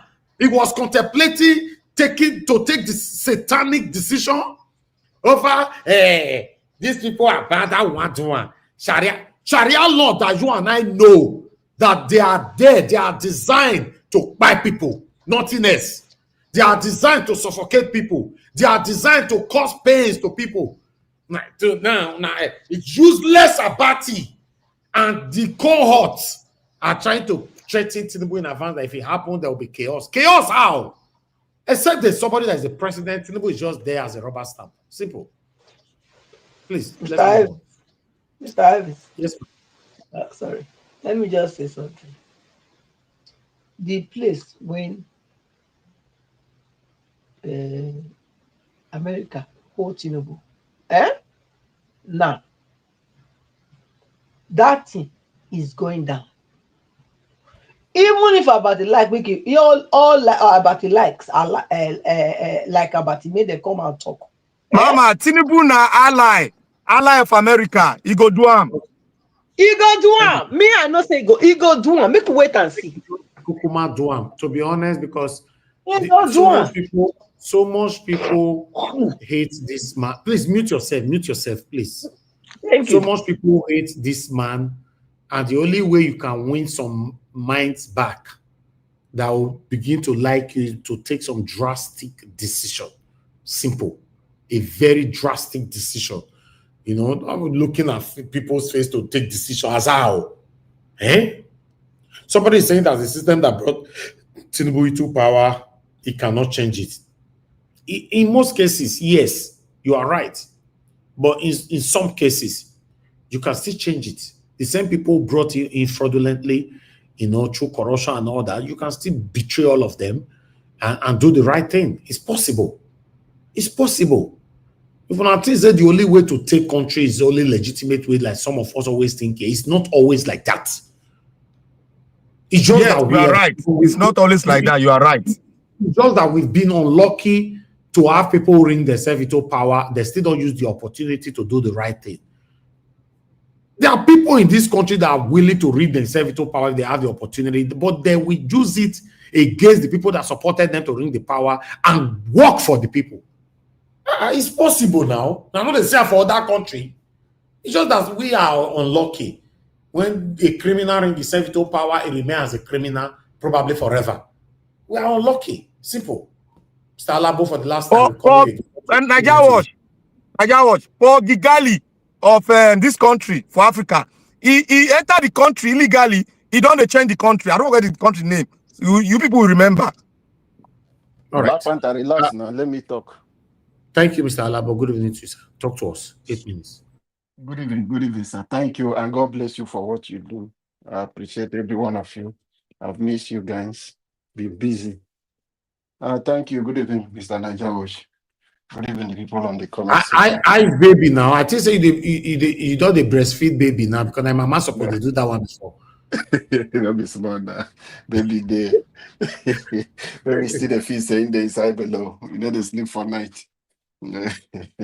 It's well. Thank you so much for your concern, sir. She's doing great. Thank you, Nigerians, those on the comment section, and everyone on the panel. I appreciate every one of you. God bless us for what we are doing. Mommy Diaspora, a big appreciation to you, man. Abo Azi, holding the comment section. God bless every one of you. Thank you, the backroom staff, and thank you, Mr. Evie's wife. God bless you, man. Let me just start. I know I just want to speak a little about the concern of withdrawal of police from the VIP. Yeah, it's a good one. The concern of Dele Mamudu was raising, which is the right thing to speak out now, so that if the APC-led administration has any plan, or they have a plan to only do this thing on the oppositions, with this pattern now, it's going to stop that. Raising alarm is a good one. And he did the right thing by coming out to speak now. Yeah, my own area is for them to be fair. Because as we, the common people on the street, you don't have the security, but it's only for the big people. We don't support that. If we are withdrawing the police from the VIPs you call, let it be withdrawn from those Yahoo boys who will go to the DPO and take police. From those top big men of the APC, a common councillor will be going with 2 police. So those are issues we should look at. Because if the political leaders are doing the right thing, we'll have a better security. They don't need security men guiding them. But if you are going to only do that to target people, Mr. Peter Obi have a right to have police also. So if you go and withdraw from Peter Obi, the only one way you give him, you now go and take it. Then people like Kwankwaso, who is pretending to be an ally to Tinubu, or people like former governors who are supporting Tinubu, they will be having like 5 because they support Tinubu. Then other people will not be having police. Those are the area I want us as Nigerians who will condemn that. So if there is any withdrawal, let it be for everyone, be fair to everyone. Withdraw them and put them back to the society to protect lives and property, to protect innocent citizens, not only for the rich men as it used to be. It's a good concern, it's rising now. And then they have money, they can build, like our brother said, get a private security, hire them. But the concern is raising is noted. We have to put our eyes and checkmate the government. If we see anything, I saw a policeman saying that they have issued an arrest. Any police they see escorting anyone, they should arrest. Those are things I want Nigerians to put our eyes. Mr. Evis, thank you. I know. You said you saw one that you raised concern, and they will ask you what is your concern. That is the Nigeria, how it works. When you are trying to do the right thing, they see you like a foolish person. That is our problem. When you rebuke corruption, they see you like a foolish person. Now you won't come change our way of life. So it is difficult for Nigeria to accept doing things in the right way, following procedure, because the politicians have taught majority and gullible Nigerians to believe that corruption is a way of life. If you have as a civil servant, you don't have to give people whatever you want to issue through the open door process for one to do. But you have to go and hire somebody to stay at the gate collecting 10,000 from Nigerians, then you can issue them the certificate immediately. But someone who will follow due process to come will have to wait for like a year before you can get that very thing that somebody got in a day. So they have made it as a culture, as a way of life. So that is the thing. So coming in to begin to tell people is always difficult. We are talking, when I look at the things people are stressing about Ruben Abati, I want you people not to forget that he's a politician. He speaks like a politician. He wants to work for President Tinubu, and he wants to be seen. You know how President Tinubu said he's calling him. And since he went to do that interview with President Tinubu, his pattern has changed. That is why I'm telling you, if you want your integrity to remain intact as a Nigerian, never you visit the Bodilon, never you visit Asurok, wherever you see Tinubu, because once you go in and meet him, your character, your integrity will be rubbed with a palm oil, and you will not be the same anymore. And he has exposed a lot of people Nigeria look up to think that people of integrity. But after visiting the coming in of Tinubu, it has exposed a lot of them. We don't even spiritual leaders. They are now speaking from both sides of their mouth, because the policy and the strategy of the Jagaban is what money cannot buy, more money can do it. So those are the strategy. If you don't agree on 10 billion, we will give you 1 trillion. You can never get it. We will give you a house in London. We will give you a house in US. We will give you all manner of promises, or give you all your way, or put you in one board where you will receive money in the rest of your life. So with that, you rob your integrity that you've built for years. That is why the character like Bishop Kuka, who was then nominated by Tinubu to go to Rome to represent Nigeria, now is speaking that there is no genocide in Nigeria. So you wonder, the same man that they buy Deborah in front of him, which even they almost burned down his church before the Nigeria security men came to rescue him. That same man is saying there is no genocide happening in Nigeria. So it's really a sad reality that people will look up to. Tinubu have rubbished them. The president have rubbished them. They no longer have integrity.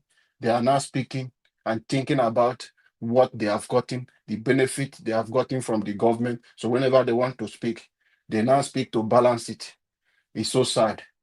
For us to build a Nigeria, we must stand tall and stand straight. We must reject anything called corruption. That is the only way we can fix our country. Looking at what is happening, characters like Daniel Bohala, I keep praying that may Nigeria happen to him and his family, his entire generation, negatively. The same way someone in Benue State who is crying. The woman who went to US to testify lost 5 of his children, lost 5 of his children. That woman is traumatized. He's crying because of what happened. And a lot of families, Christian in Borno State, where he come from, even the same community where Daniel Boala come from, which cannot go to church freely, they can't practice their religion. And Daniel Boala is coming on TV talking and be laughing on something that is very serious.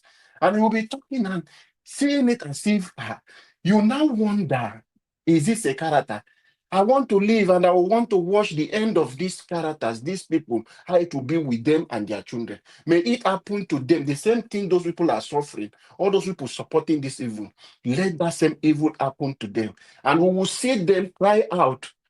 Tinubu is, yes, if he spends so much money, use so much Nigeria resources to buy people, he can spend 8 years. But who knows? There is God in heaven. Who is the one that decide also? Because man proposed and God disposed. Yes, he will have his 8 years. Janeboala might serve in the second term. After then it has finished, he will come back as a citizen.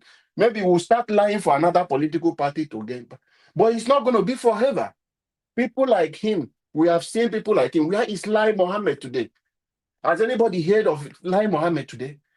So government comes and government goes. You will return back as a citizen. And Nigeria will happen to every one of them. Today, you'll be going with the presidential guide, going with top security to protect yourself. Tomorrow, you might not have that opportunity. You will be out of there. That is why the same Reni Omokri, who pushed the agenda, who came on social media to talk about the genocide happening in Benue State across the Middle Belt, the same one has changed its language today. So it's a sad thing that coming to our Nigeria as a state. We look at Obasanjo was sworn in without a constitution. And Obasanjo was given that constitution because under duress, they brought him from the prison to come and do their bid. As an ex-military, was the only one they trusted that can do their bid for them. And this general sat down and agreed. The cabals that hold Nigeria, they agree and okay, who are we going to trust? Since what we have done to Abiola, we have tied him. We brought him out from the prison and he's gone. So what are we going to do now to represent? We don't trust Abiola, but we need to bring in Obasanjo from the prison. And they brought him out from the prison and they gave him that mandate to do their bid. And when they inserted this Sharia law into it, he couldn't do anything with it because he wants to return for his second term. And they allowed the Zamfara state governor to go with that law then. From there, northern state, from the northern state begin to adopt it. It was agreed that it's only going to be on the Muslim people, people that believe you are not going to try it. But what did we see? A woman was preaching and he was unalive before everyone because of blasphemy. It happens to Deborah and a lot of people in the north. They have closed down their church with this same religion law. So we must abolish it. We must take it out of our constitution because our country is a secular state. We did not adopt any constitution we did not adopt any religious body as a way of life for any Nigerian. So for that, for us to move forward, that must go. And I believe with what is happening in US, we may get there. But we Nigerians will not wait for US. We must Okay, Mr. Labo, thank you. And take it. Thank you, Mr. Najawaj. Thank you, sir. Thanks for your submission. I appreciate you. All right. Let's hear from Mr. Odoa. Mr. Odoa, thanks for joining us today. Good evening to you, sir. Talk to us. Good evening, Mr. Najawash. Thank you very much. Thank you for your good work. Good evening, everyone in the panel. Thank you all for your view and submission. Good evening, Mommy Diaspora. Thank you, Mommy. God bless you. Really appreciate your effort. Thank you, Ma. Good evening, commenters, listeners, and viewers on the passerby. Well, thank you yesterday.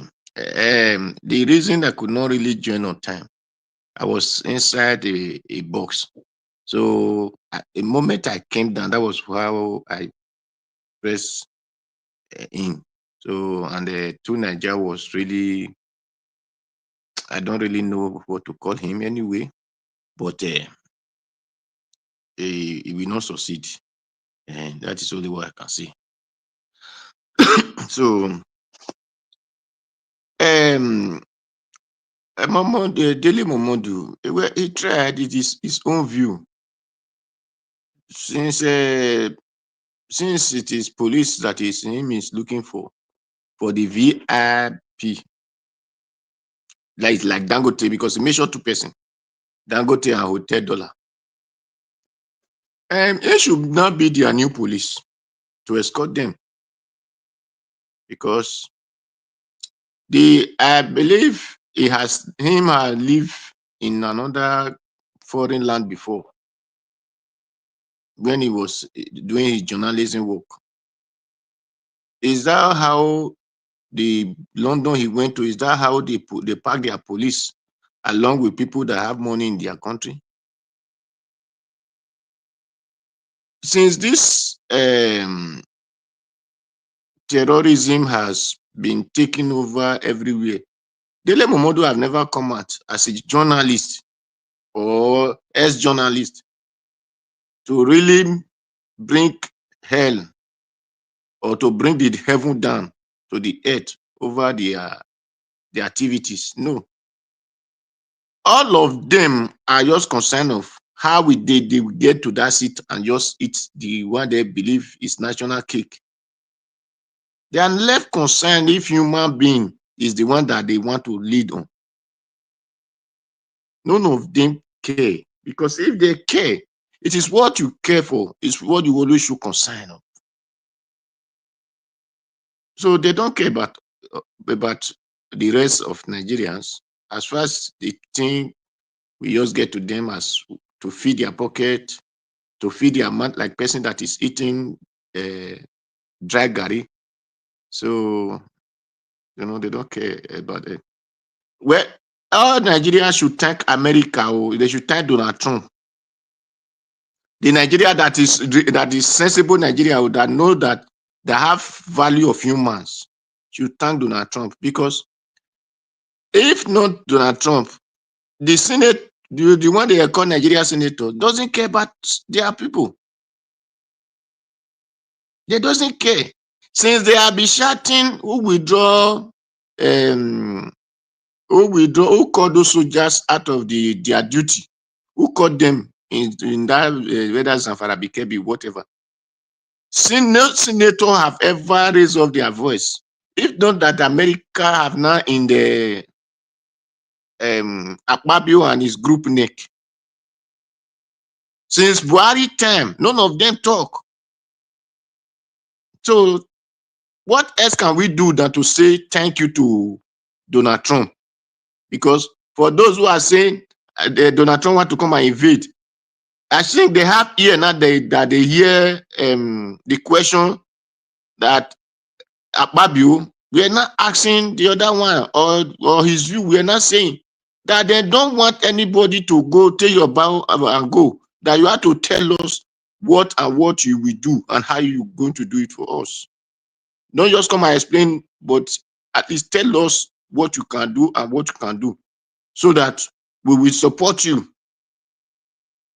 So thank you, Donald Trump, because I will even say not only their neck, tie all of their body, both their head and all, be on them.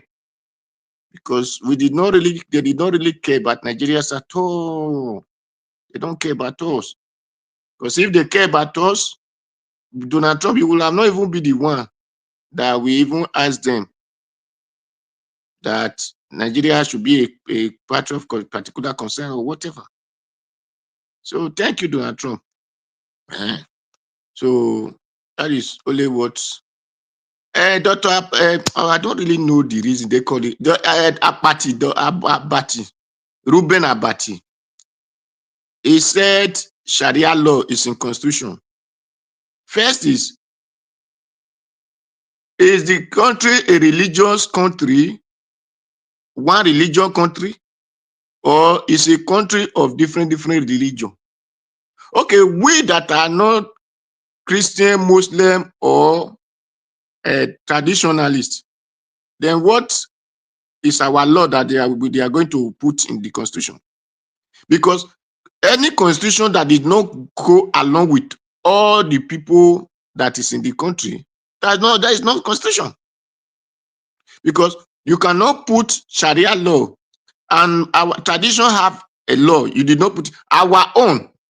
Let me tell you our own laws. A person did all those things that they are doing, you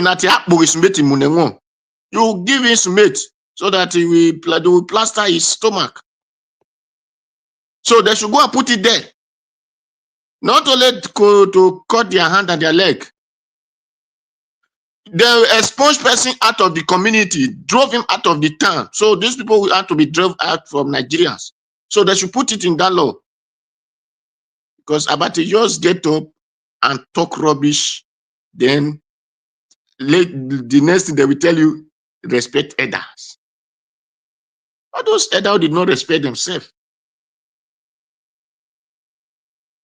The constitution who allowed them to, that is why I always said, if Nigeria is one, why must you tell the person in the south that he must score 100 and something, be 200 and something, then the other one should come and score 60?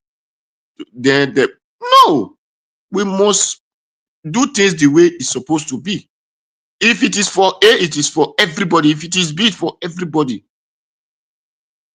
If really Sharia law is working, why did Abati have not asked them? Why did all these people that are doing all these things, why did Buhari now we are not putting them into soja, not calling them repentance? Did the Sharia law allow anybody to repent? I believe by now they will have, I'm saying it, most of those people state, the people that you will have been saying, they will have not have one hand and one leg. Some will have not even have a hand and leg at all. If really they have Sharia law. And if they have Sharia law, then the tax that is coming from the what Sharia is against, why do Sharia law not ban it? That they should not collect those money. They should not collect those things at all.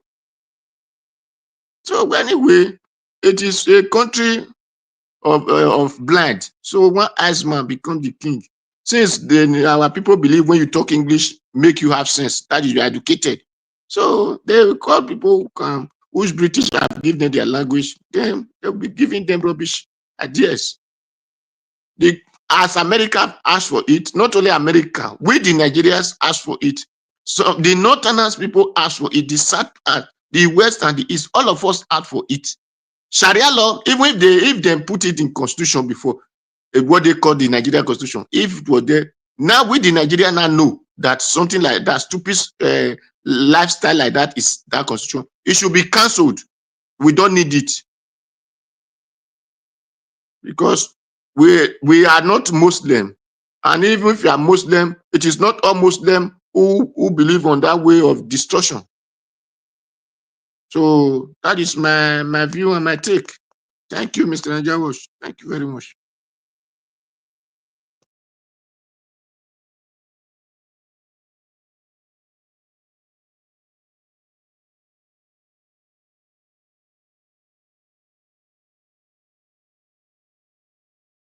Is there any other person there? Hello? Well, Yeah, we can hear you. we are here. We can hear Let's let the next person. I have a question. Can't you guys hear me? You say that okay. Hello. Hold on. Can anybody hear me? Now we hear you. Yeah, we can hear you now. Why now? I'm talking. Because Amanda is saying you have a question to somebody. And nobody heard what you were saying. No, your voice did not come out. That is why you see. We hear what you said. That's what. Okay. All right. It's strange, but that's fine. Thank you, my people. Tunaja, please talk to us. Okay, Tunaja, sorry, we lost you. Give us some other. Go ahead with your question quickly. Although it's your final submission. Okay, I was going to say to Mr. Labo, when you say that Tinubu corrupt these people, for me, I don't think Tinubu corrupt anybody. They choose to corrupt themselves. Tinubu did not corrupt any of them, because I mean we have a case here. Mr. is an example. It told us how these people they will bring money to him. How they will bring money to him, and you tell them no, I can't work with you. So Tinubu did not corrupt them. They choose to corrupt themselves because they collect money from these evil criminals. So for me, I don't think it is Tinubu. It is them that want to corrupt themselves. Thank you. Thank you, my brother. Tunaja, if you're available, talk to us now. Yeah, thank you, Naija. I appreciate what you are doing, and thank you for having me. Greetings to all the panelists, the chat, and special greetings to the viewers. And I have to say greetings to all the people that are helping support Naija Watch to get this program done every day. Regarding this Sharia one, I must say Obasanjo made a catastrophic mistake to do what he did. I always said that if Nigerians in the South don't make arrangements for the future, if they don't plan for the future, because of the demographic shift that is going on in the country, they should start practicing, facing Mecca 5 times a day, because that is the direction the country is traveling. We in the South decided that we are not going to have many children. We want to live more Western, easygoing life. The others, they don't want to live easygoing life. They would rather go with their cows and go with their religion, marry more wives, have many children. There are consequences to that. This is a democracy. And even if Obasanjo made a catastrophic mistake to include that in the constitution, even if you have a secular state, eventually, if you have 60%, 65% Muslims in that country, then you're going to reach a tipping point where you can't stop it. You will find that even within your state, people will be converted. That's what is going to keep happening, because they were going to keep marrying and having children, and before you know it, your own people will be converted. To many of us have family members that are Muslims already. That's how it happens. So we have to be conscious of these things and make arrangements. Either you pass a very, very strong religious freedom and anti-discrimination law in Nigeria and make Nigeria a very, very strong federal, secular state, that religion should have nothing to do with the state. And that is, personally, that's the path I think we should walk. And this that is in the constitution, the Sharia law that's in the constitution, should be taken out. It's not healthy for a nation, because eventually the nation will become unstable, because some people will have an Islamic agenda, while others will have their own other agenda too, and you see that competing interest. But you want to remove that from the state, so that even if the country becomes Muslim, you'll still find that because the state is very secular, like Turkey, it's very hard to convert it to like an Islamic state. So that's something we have to watch out for. Regarding Chidoka's statement about special forces, see, this is the thing about Nigerians, and but I guess he's allowed to have his own freedom of speech to say whatever he likes. But many of these people don't really know national security. They don't understand these subject matters a lot. There are very, very few people that understand. As a matter of fact, in Nigeria, the only understanding they have is when they take action. That's when you know whether they are doing the right thing or not. Like, because of what Trump has done now, if there is any good thing that's come out of what Trump has done, it has forced us to confront this issue of the Sharia. It has also forced the government to confront the issue of national security. And they clearly know, Wala said it himself, that they are looking to recruit more people. They clearly know that's the problem. And him telling us that we need special forces. America has so many special forces. They are so specialized in removing governments, specialized in attacking different people, but they are not that specialized in finishing terrorists off. Because I said maybe because they are the ones funding it, so they can't finish them off. Because all the terrorists they've ever confronted, I don't see anyone they've ever managed to finish off. They've not finished anyone off. Al-Qaeda is still there, probably not in Nigeria even. ISIS was in the White House 3 weeks ago. Which one? Boko Haram is still causing mess. They are all still there. And the idea that some of all these people have the means to solve our problems and special forces is going to solve it, forget it. It's not going to solve that problem. Special forces doesn't even come close. What is going to solve it? You take over your land. Don't let anybody walk on that land without them confronting security forces. Because every time they confront security forces, they are spending time confronting them while others are gathering around them. And when the others gather around them enough, no matter how armed that militant group or terrorist groups are, they will not escape. Because more and more, every single minute they are spending fighting our security forces, more and more are coming to reinforce them. Let's see whether they're going to be able to kill 500,000 or even 100,000 security forces. They will not be able to. They will fall every time they show up. The longer you fight, the more chances you lose. That is how you have to design the system to function, not having special forces. Special forces, are you going to disappear from one end and show up in the other end of the country like a spirit? You're not going to do that. And if, as a matter of fact, when you're busy trying to rush to an incident, they will ambush you. And this is another thing they do very, very well. These bandits, they will cause a distraction somewhere, and you want to go and deal with that distraction. On your way, they've already set a trap for you. Because they know you have to go there. They know that there's only a certain amount of party you're going to use to go there. They will be there waiting for you. And they will ambush you. Many of them, even the general that was killed, is similar pattern that they use. That's what they use to finish them off. I have a friend that I've lost with that same strategy. They do that all the time. So you have to have people so that they don't have space. I don't know why people keep saying this is propaganda. What is wrong with you people? Is there something seriously wrong with you? I'm saying you should put your people everywhere. I thought you don't want to give your people jobs anymore. Give your people jobs so that they can be everywhere. They will have money coming in every salary every month, and they will go. They are also going to be able to pay tax to the state. And they are going to keep the country safe. So that Nigeria should be the ganging up against terrorists. We have almost 250 million in population, and we cannot even gang against a few terrorists. Gang up against them. How do you gang up against the people? If you don't have individual power, flood them with people.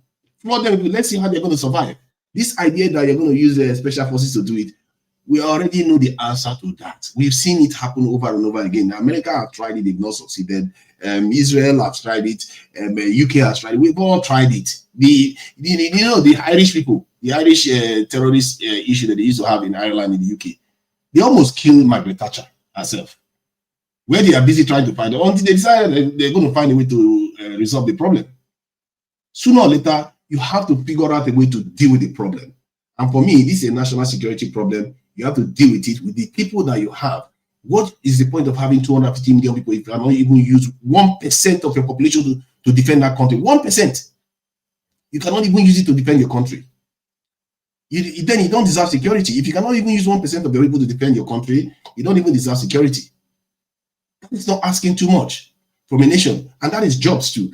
Then if you go to this issue of visas to our politicians, in a way, this is one of the reasons why I like Trump. You say whatever you like about the guy. His dislike for black people is exactly what I anticipated. That's why I said he should become president, because he's going to start revealing all these things. That's what he does. Who is dislike for black people? Trump. See, why are you trying to bring racism into the issue? You see that. Look at why? You want to start twerking now. Hey, you want to start twerking for Trump now. Speak straight to the issue. Twerk for Is Trump. it wrong for him to do it, or is it right? Twerk for Trump, like you love Trump so much more than Speak straight to the issue. I ask you a question. Is it wrong for him to do it, or is it right? Be quiet. Used him inviting Nigerians to come for refugee status because they are being persecuted. South Africans that are not actually being persecuted is inviting them to America as refugees. Nigerians, no. As a matter of fact, anything is banning us from coming to the country right now. So now, move on to the politicians. I think that is a good thing. There's always a silver lining with everything. Because these are politicians, they've been trying. I wish he bans all of them. But they should ban all of them from Western countries. As a matter of fact, for me, I wish Oyibo will kick us out of their country, including myself. Let us return back to Nigeria. Because if we return, we are going to build that country. Because all this stuff we are keep going overseas is not helping us. We are taking our energy and our brain to go and work for them. And then we come back and badmouth our country. That doesn't help us in any way. So, in my three position is Sharia should be taken out of the Nigerian constitution. It's not going to help us heal as a nation. The Chidoka's this advice is not sustainable. We need security forces everywhere. All examples around the world has proven that to be correct. And I think I actually support Trump banning all our politicians, not some, all of them. That was one reason for you. To any Western country. Thank you. I beg Naja was 10 seconds. No, hold on. I read there for now for not stop and let me stop him by myself. Not be me read there. Just let people speak, and this ongoing bullying, I don't like it.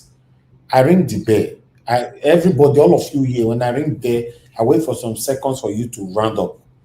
Don't remind him that they ring bell for him. He is aware, and I'm here. I'm muted myself. Thank you. Quickly go ahead for that 10 seconds. What you wanted to say, sir? Yeah, I just want to correct something too. Is it too Baba or me? No. Mr. Alabo, go ahead. Okay. To Baba, I just one thing I want to correct, please. Chidioka did not say who be to Baba here? It's me. It's calling to Baba. Wait, who was speaking? Sorry, I didn't say not to Baba. Sorry, my brother. To Naija, I be they sleep. To Naija. I beg no be. Sorry, we don't there for this to Baba case. I beg Moku 7. More leave that one. That one another day. Naija will go prepare that case. No, Saturday we want to discuss that one. Now Saturday I put time. I beg to Naija. I beg point of correction. Chidioka did not say Tinubu should not recruit. He's talking of what we can do immediately now. That is what he's saying. He did not say he should not recruit people into the army or police. Thank you. Okay, that's the case. I'm fine with that. But Tunaja, what's your stand on the Sharia law? You want it to be abolished, or I don't know? Yeah, yes, I think it should be removed. Nigeria should become strongly secular. We need to pass that law, otherwise the South is facing a serious danger here, because you can't avoid the demographic shift that is happening. Muslims are having more and more children, and sooner or later they are going to try to force Sharia on everybody else. So you have to have a state that is very, very strongly secular, and anybody that tries to touch that rule will be seen as enemy of the state. And I really hope they find a way to fight back. I don't know how Obasanjo was able to somehow do this behind everybody somehow kept quiet and allowed that. But that should never have happened, because it wasn't there before Obasanjo did it in 1999, if I'm not mistaken. So that is an awful thing to have put inside the Nigerian constitution, because we are seeing the consequences now. Many of them are ruling. True Nigeria. Who put them inside the constitution? Who put them? Oh, was it not under Obasanjo? Who put them inside? Who tell you? It's the people that hand over the constitution to him. It is Abdul Salami that put it in that constitution and gave it to us. And the generals that came to. He should have removed it now and changed it. He can't remove it because that was their plan. They wrote it and gave it to Nigeria instead of you and I to write it. If Obasanjo, there were Southerners in that committee. There was no Southerner. It was the Ahmadu Bello University. They were there. That wrote it. You don't want to hold your Southern brothers responsible for what they allowed to do. If Obasanjo had tried to remove that in that period, they would have overthrown his government. That was the plan. So they're not overthrow any government. We have to find a way to do it now. We have to find one way or the other. They're not overthrow any. Let me tell you guys, all this threat, like that was just talking here. All this threat, they cannot. Nothing will happen. Look, let me tell you one thing. The constitutional conference we did, we need to enact that law and pass it to every state. Do any changes you want. Let us have a people-written constitution, not Abdul Salami and its cold odds. I don't care to know them. The danger is that if you make it a people-written constitution, those 12 states again will still go. No, they will not. There's a vote. All right. The vote will come from the regions. Okay. Black Panther. Okay. All right. Thank you. Give us a final submission. 2 minutes. Thank you. You are not there. Black Panther, your 2 minutes, sir. Final submission. Thank you, Naija Watch. Can you hear me? Yes, I can hear you. Okay. You see, I want to thank everybody. You see, I want to thank Naija for going to that portion. And I want to remind him, when I started all this thing about politics in Nigeria, I told him, even before he joined politics, we have sat down with people that wrote the law that you are following, your judicial law. They said it that the problem Nigeria is having is the constitution. There is no way you can amend it. Even a professor repeated it. There is no way you can amend it because it was written in funding or to one-sided portion of people to favor them to take over the governance of Nigeria.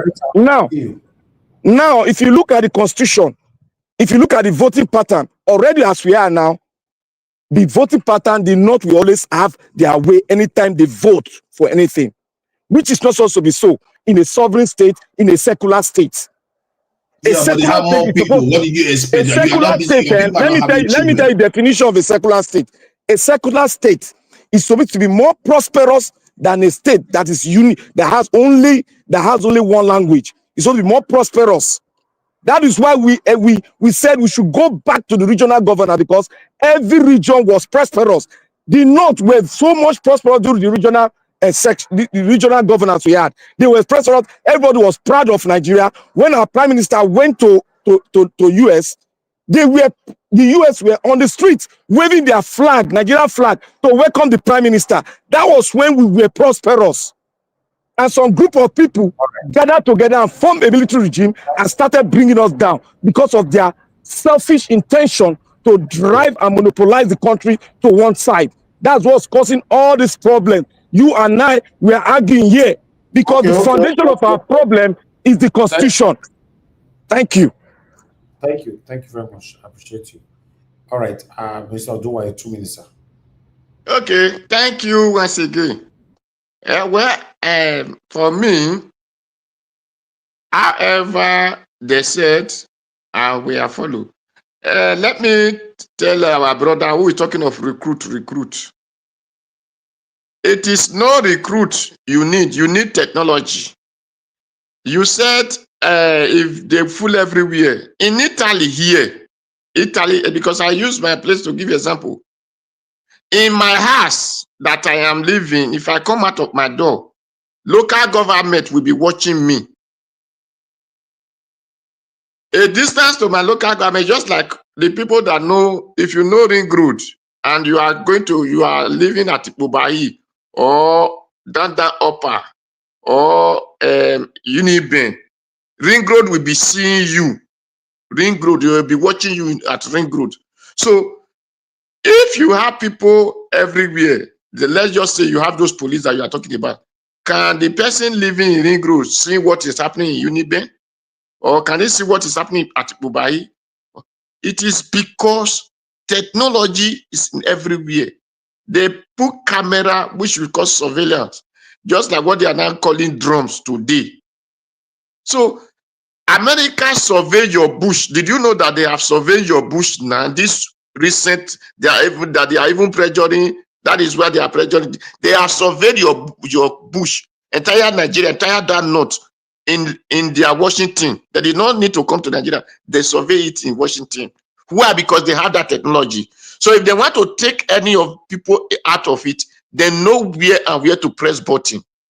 It will take the person away. So others when you are telling us, trying to tell people, and it is recruit that my brother, what they need is technology. And if they give technology to Mustafa, I mean what you call the president, they knew whether Christopher or something like that. And really, he put those boys out there to work. They will within a week, all these menace will stop.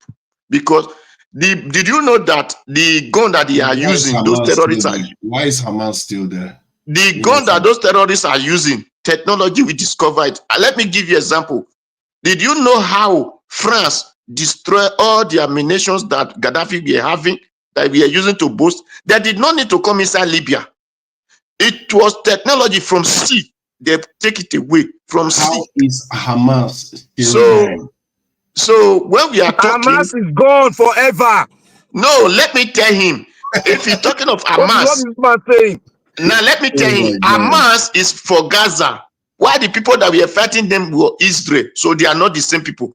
But this one is Nigeria. See, listen, my brother. This one, we are Nigeria, and the people that want to fight these terrorists are still Nigerians. So don't use us to compare. Thank you. Thank you, Mr. Najawash. Thank you very much. All right, Mr. Dua. Thank you very much, sir. God bless you. I appreciate you. Let's hear final submission from Nigeria. 2 minutes, sir. Thank you. Thank you for that. I appreciate it. See, I don't know why our people don't do simple deductive reasoning. America has never used technology to destroy all terrorism. They've never done it.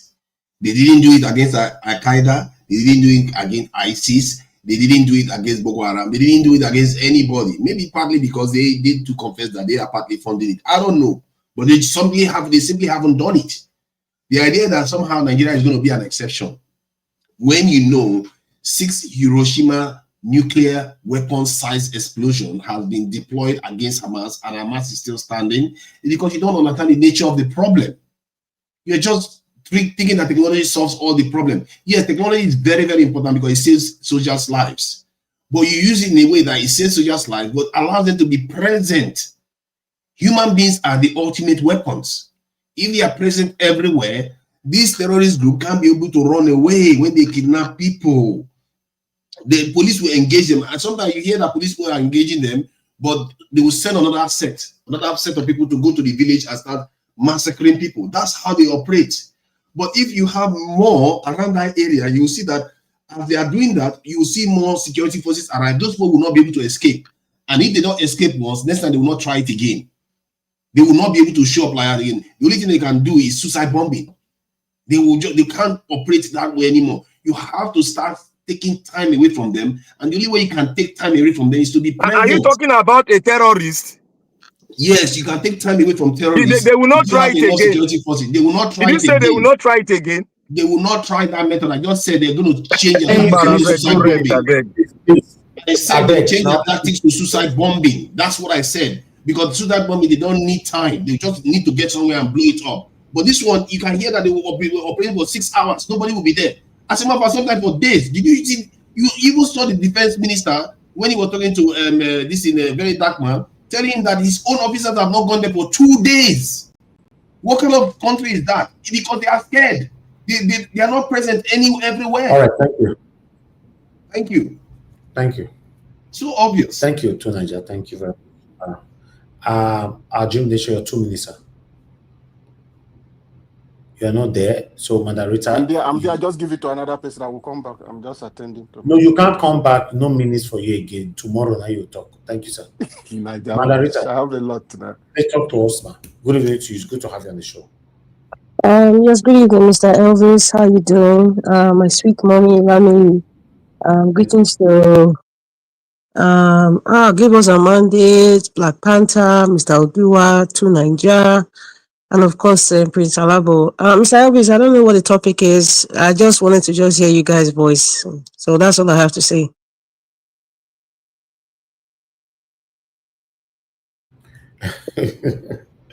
So how will I explain this topic now?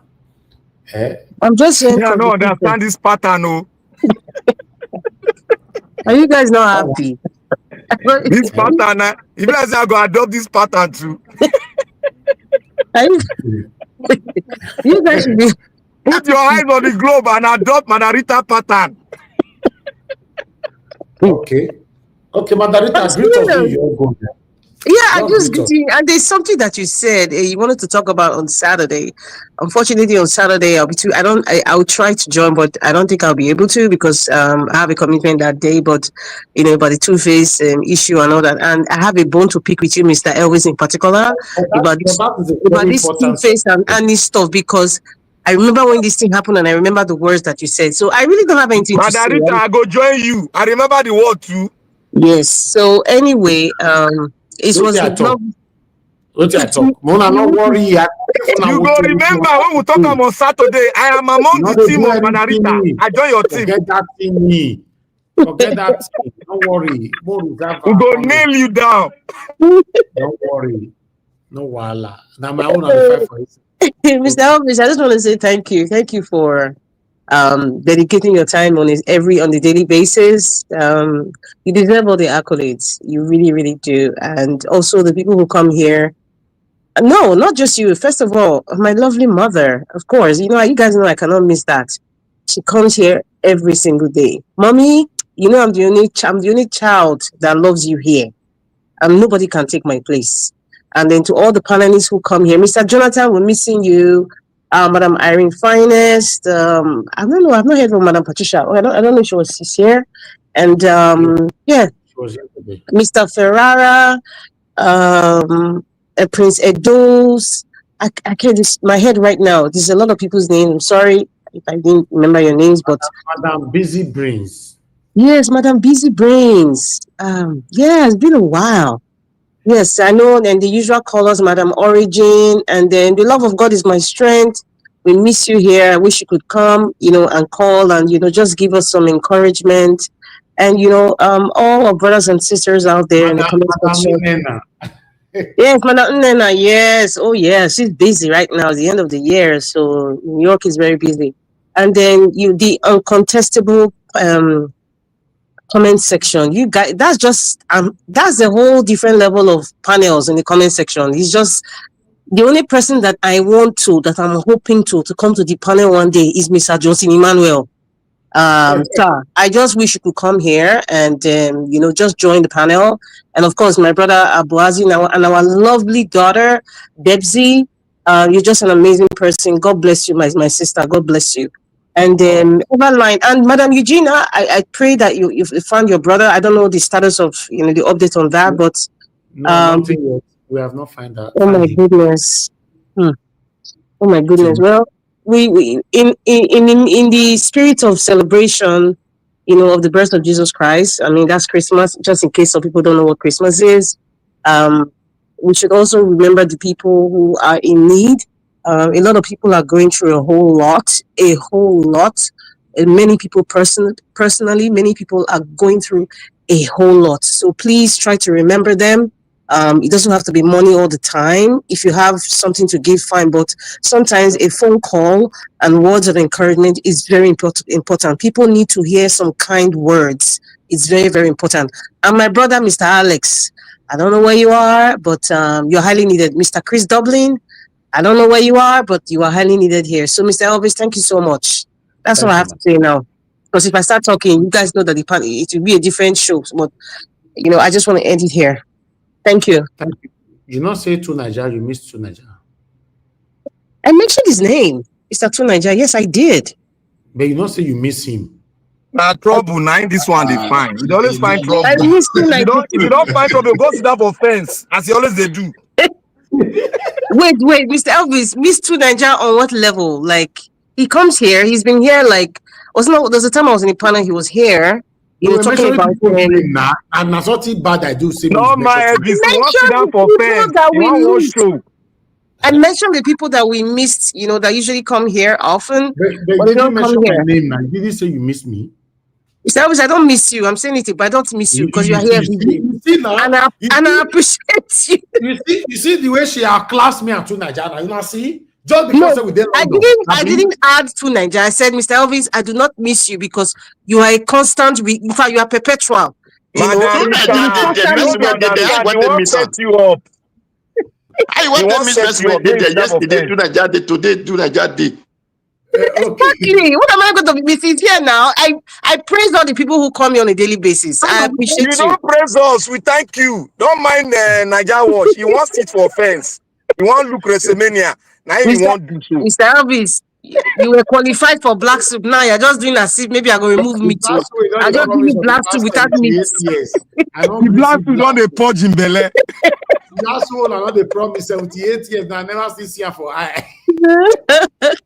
And then yes. The only man that gives me, in fact, there are two men who give me the chance here. Dr. CM, they give me their time, and Mr. Lewis. Yes, those are the very two gentlemen who have allotted their time to me. Maybe once it's only one time, Mr. Black Panther, one time out of 365 days. But Mr. Lewis and Dr. CM, I won't get season. Dr. CM, you are missed. I miss you, Dr. CM. And I miss you, Mr. Lewis. Please, we need to hear your voices. We need people to learn. They not miss me, that they miss CM, they miss Sir Lewis. Mr. Lewis, you are a constant denominator. So why should you are there. There's no need to miss. These are people that are not here. So, and we actually need more voices. I mean, we're going to 2026. We need more female voices. We need more channels. I don't have time. I will have opened a channel. But please, we need people to, that could somehow, you cannot be exactly like Nigeria, but start from somewhere. I would support you. We need more people 2026. We're in dire straits right now. And we need more female voices because I know that the power of a woman is very important, especially in a country. If the women are not given some sort of power. When I mean power, not to control, but to give people a different view about issues concerning our country. Like if the mother of the house is not happy, nobody's going to be happy. That's a fact. That's a fact. I don't know about you guys, but that's a fact. So please, we need more female voices, even if it means Debsy, our sister Debsy, all the way from Nasarawa. She's here every day. We're talking about data, but she's here every day. So if we could have her in the panel, even if she comes for like the first 15 minutes, just like how Mr. Elvis was doing Mr. Alex, because it's in Amagba, we should come. So we need those constant voices. I'm talking to my lovely female, Madam Eugenia. I know if you can come, it will be lovely. And the love of God is our strength. It will be amazing. Madam Irene Finest, please, we need your voices. A lot. I'm not saying the men are not important, but when you hear a lot of female voices, I know Madam Patricia comes in here. Madam Nena used to come, and there was another lady too. Actually, I've forgotten their name, but they come once in a while. But it's very important, the female voices, their advice, it's very, very important that we have them here. And every other person that has not been here for a long time, please, you guys need to come. It's just not election season. Nigeria right now, we're going through different phases. Don't wait for election to show up. People need to be educated. People need to be educated. People need to be knowledgeable, to be inspired. And when you have more channels like this, it's going to help us. It's going to help us. It will change your trajectory of your thinking, because some people are just in a box. They need people like us to okay, there's something outside this box I'm caged in. There's so many ideas that we can dish out to people. So please, we need more of you to come out. Thank you so much, Mr. Elvis. In fact, you are the bedrock of all this inspiration. I told you, you are a priest of, you are a priest of, there's a word I usually use for you. That's what you are. You're a great guy. You're a priest of truth. Yes, that's the word. You're a great guy, and please keep standing on that pedestal. And thank you so much for coming in every day. And the panelists that come, man, you guys are too much. God bless you all. Thank you, Mr. Elvis. You see, they cannot talk that time. You people made me talk. I just said I came to hear your voice. You people made me talk. Thank you. Good night. All right, Madam Rita, thank you very much. Now play. You still talk for 9 minutes. Now play. I don't want to talk. She says she don't want to talk. Whether we allow she for talk for 20 minutes. Now you set them up now. Well, I'll do well. Yes, Madam Ifi, we never hear from us. Well, yes, that's true. So people were writing names on the comment section. Yes, but they will come out whenever they're. So one thing you guys must understand is that to keep the consistency of myself on this platform and my mother, Abu Azi, easy. You understand? We are every day. And why the panelists, some of them are not here every day. In fact, none of the panelists are here every day. You understand? Just that they are doing a rotational coming in and all that, So it's not easy.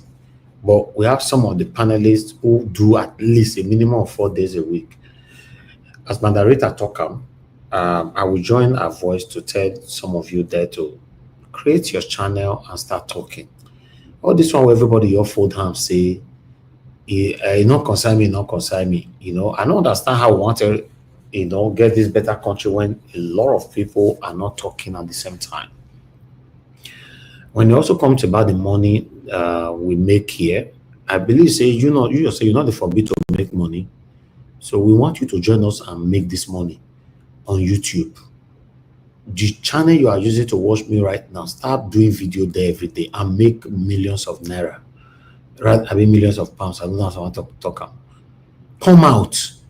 The all of them are going to shake bomb for TikTok. Talk about politics. Because they are listening to you. That's one thing you don't understand. They are listening. But when they know that the people that are talking are few people, they know they take us serious. Let's assume, so we just get like this kind of Jawa's platform, 50. 50 that is consistent, coming out every blessed day. 50, the whole Nigeria will hear them now. You don't know. The whole Nigeria, they will hear them. 50, I talk, before your mind go to say 50 plenty, not plenty, compared to how many will be for our country. You know how many Nigerians on social media?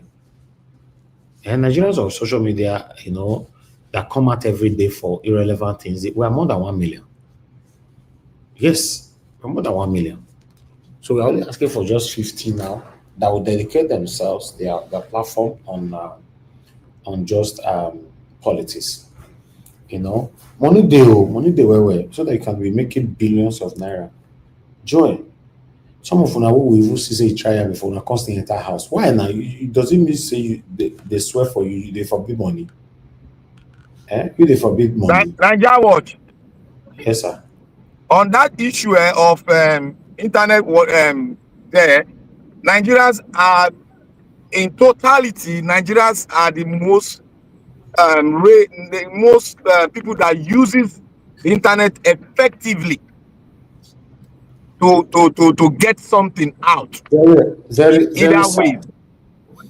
But Very because of the kind of trouble we have in Nigeria, some of them are diverting. But in totality, I've seen the power of the Nigerians, what they did this week. All right. Let's stand for what is right by coming down to speak truth to power. And people will come to the end of this broadcast. I appreciate every one of you. Thank you very much. Give us some Bandit, Black Panther, Mr. Oduwa, Tunaja. Thank you very much. Thank you, Jim Nation moderator. Thanks for coming in. Wonderful Mommy Diaspora. Thank you very much, Mommy. Thank you for all that you do. Abu Azi, thank you very much. I appreciate you. And thank you, Didi Anthony. Thank you, Sendam. I appreciate you for the super chats. And everyone right there, thank you very much, my people. Sendam once again, Love Maduka, Manapegi Monday. Clement, thank you. Thank you. To Nigeria, Divine Cross.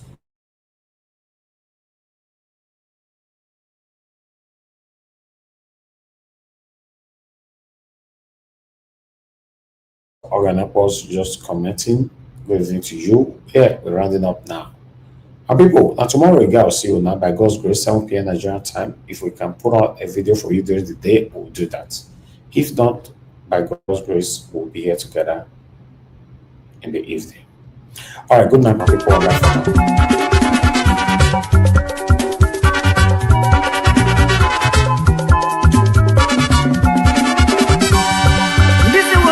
In this world, all of us today in motion. Everybody there in motion. Moving to our various stations. As we there in motion, make we do good to ourselves, yo. Make we do good to our neighbor. Before we reach our station, every walk gets paid. Every walk gets paid. Every walk gets paid. I make a dey fear my God.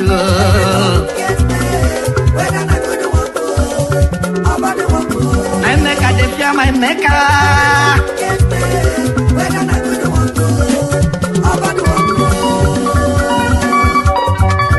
Whoever will come and go on song, organize.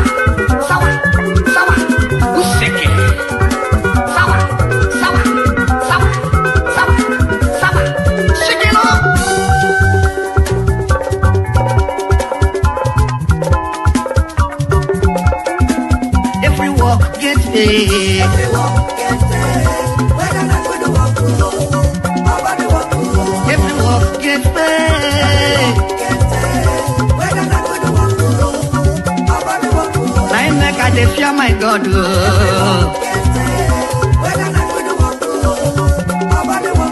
I make a dey fear my Maker.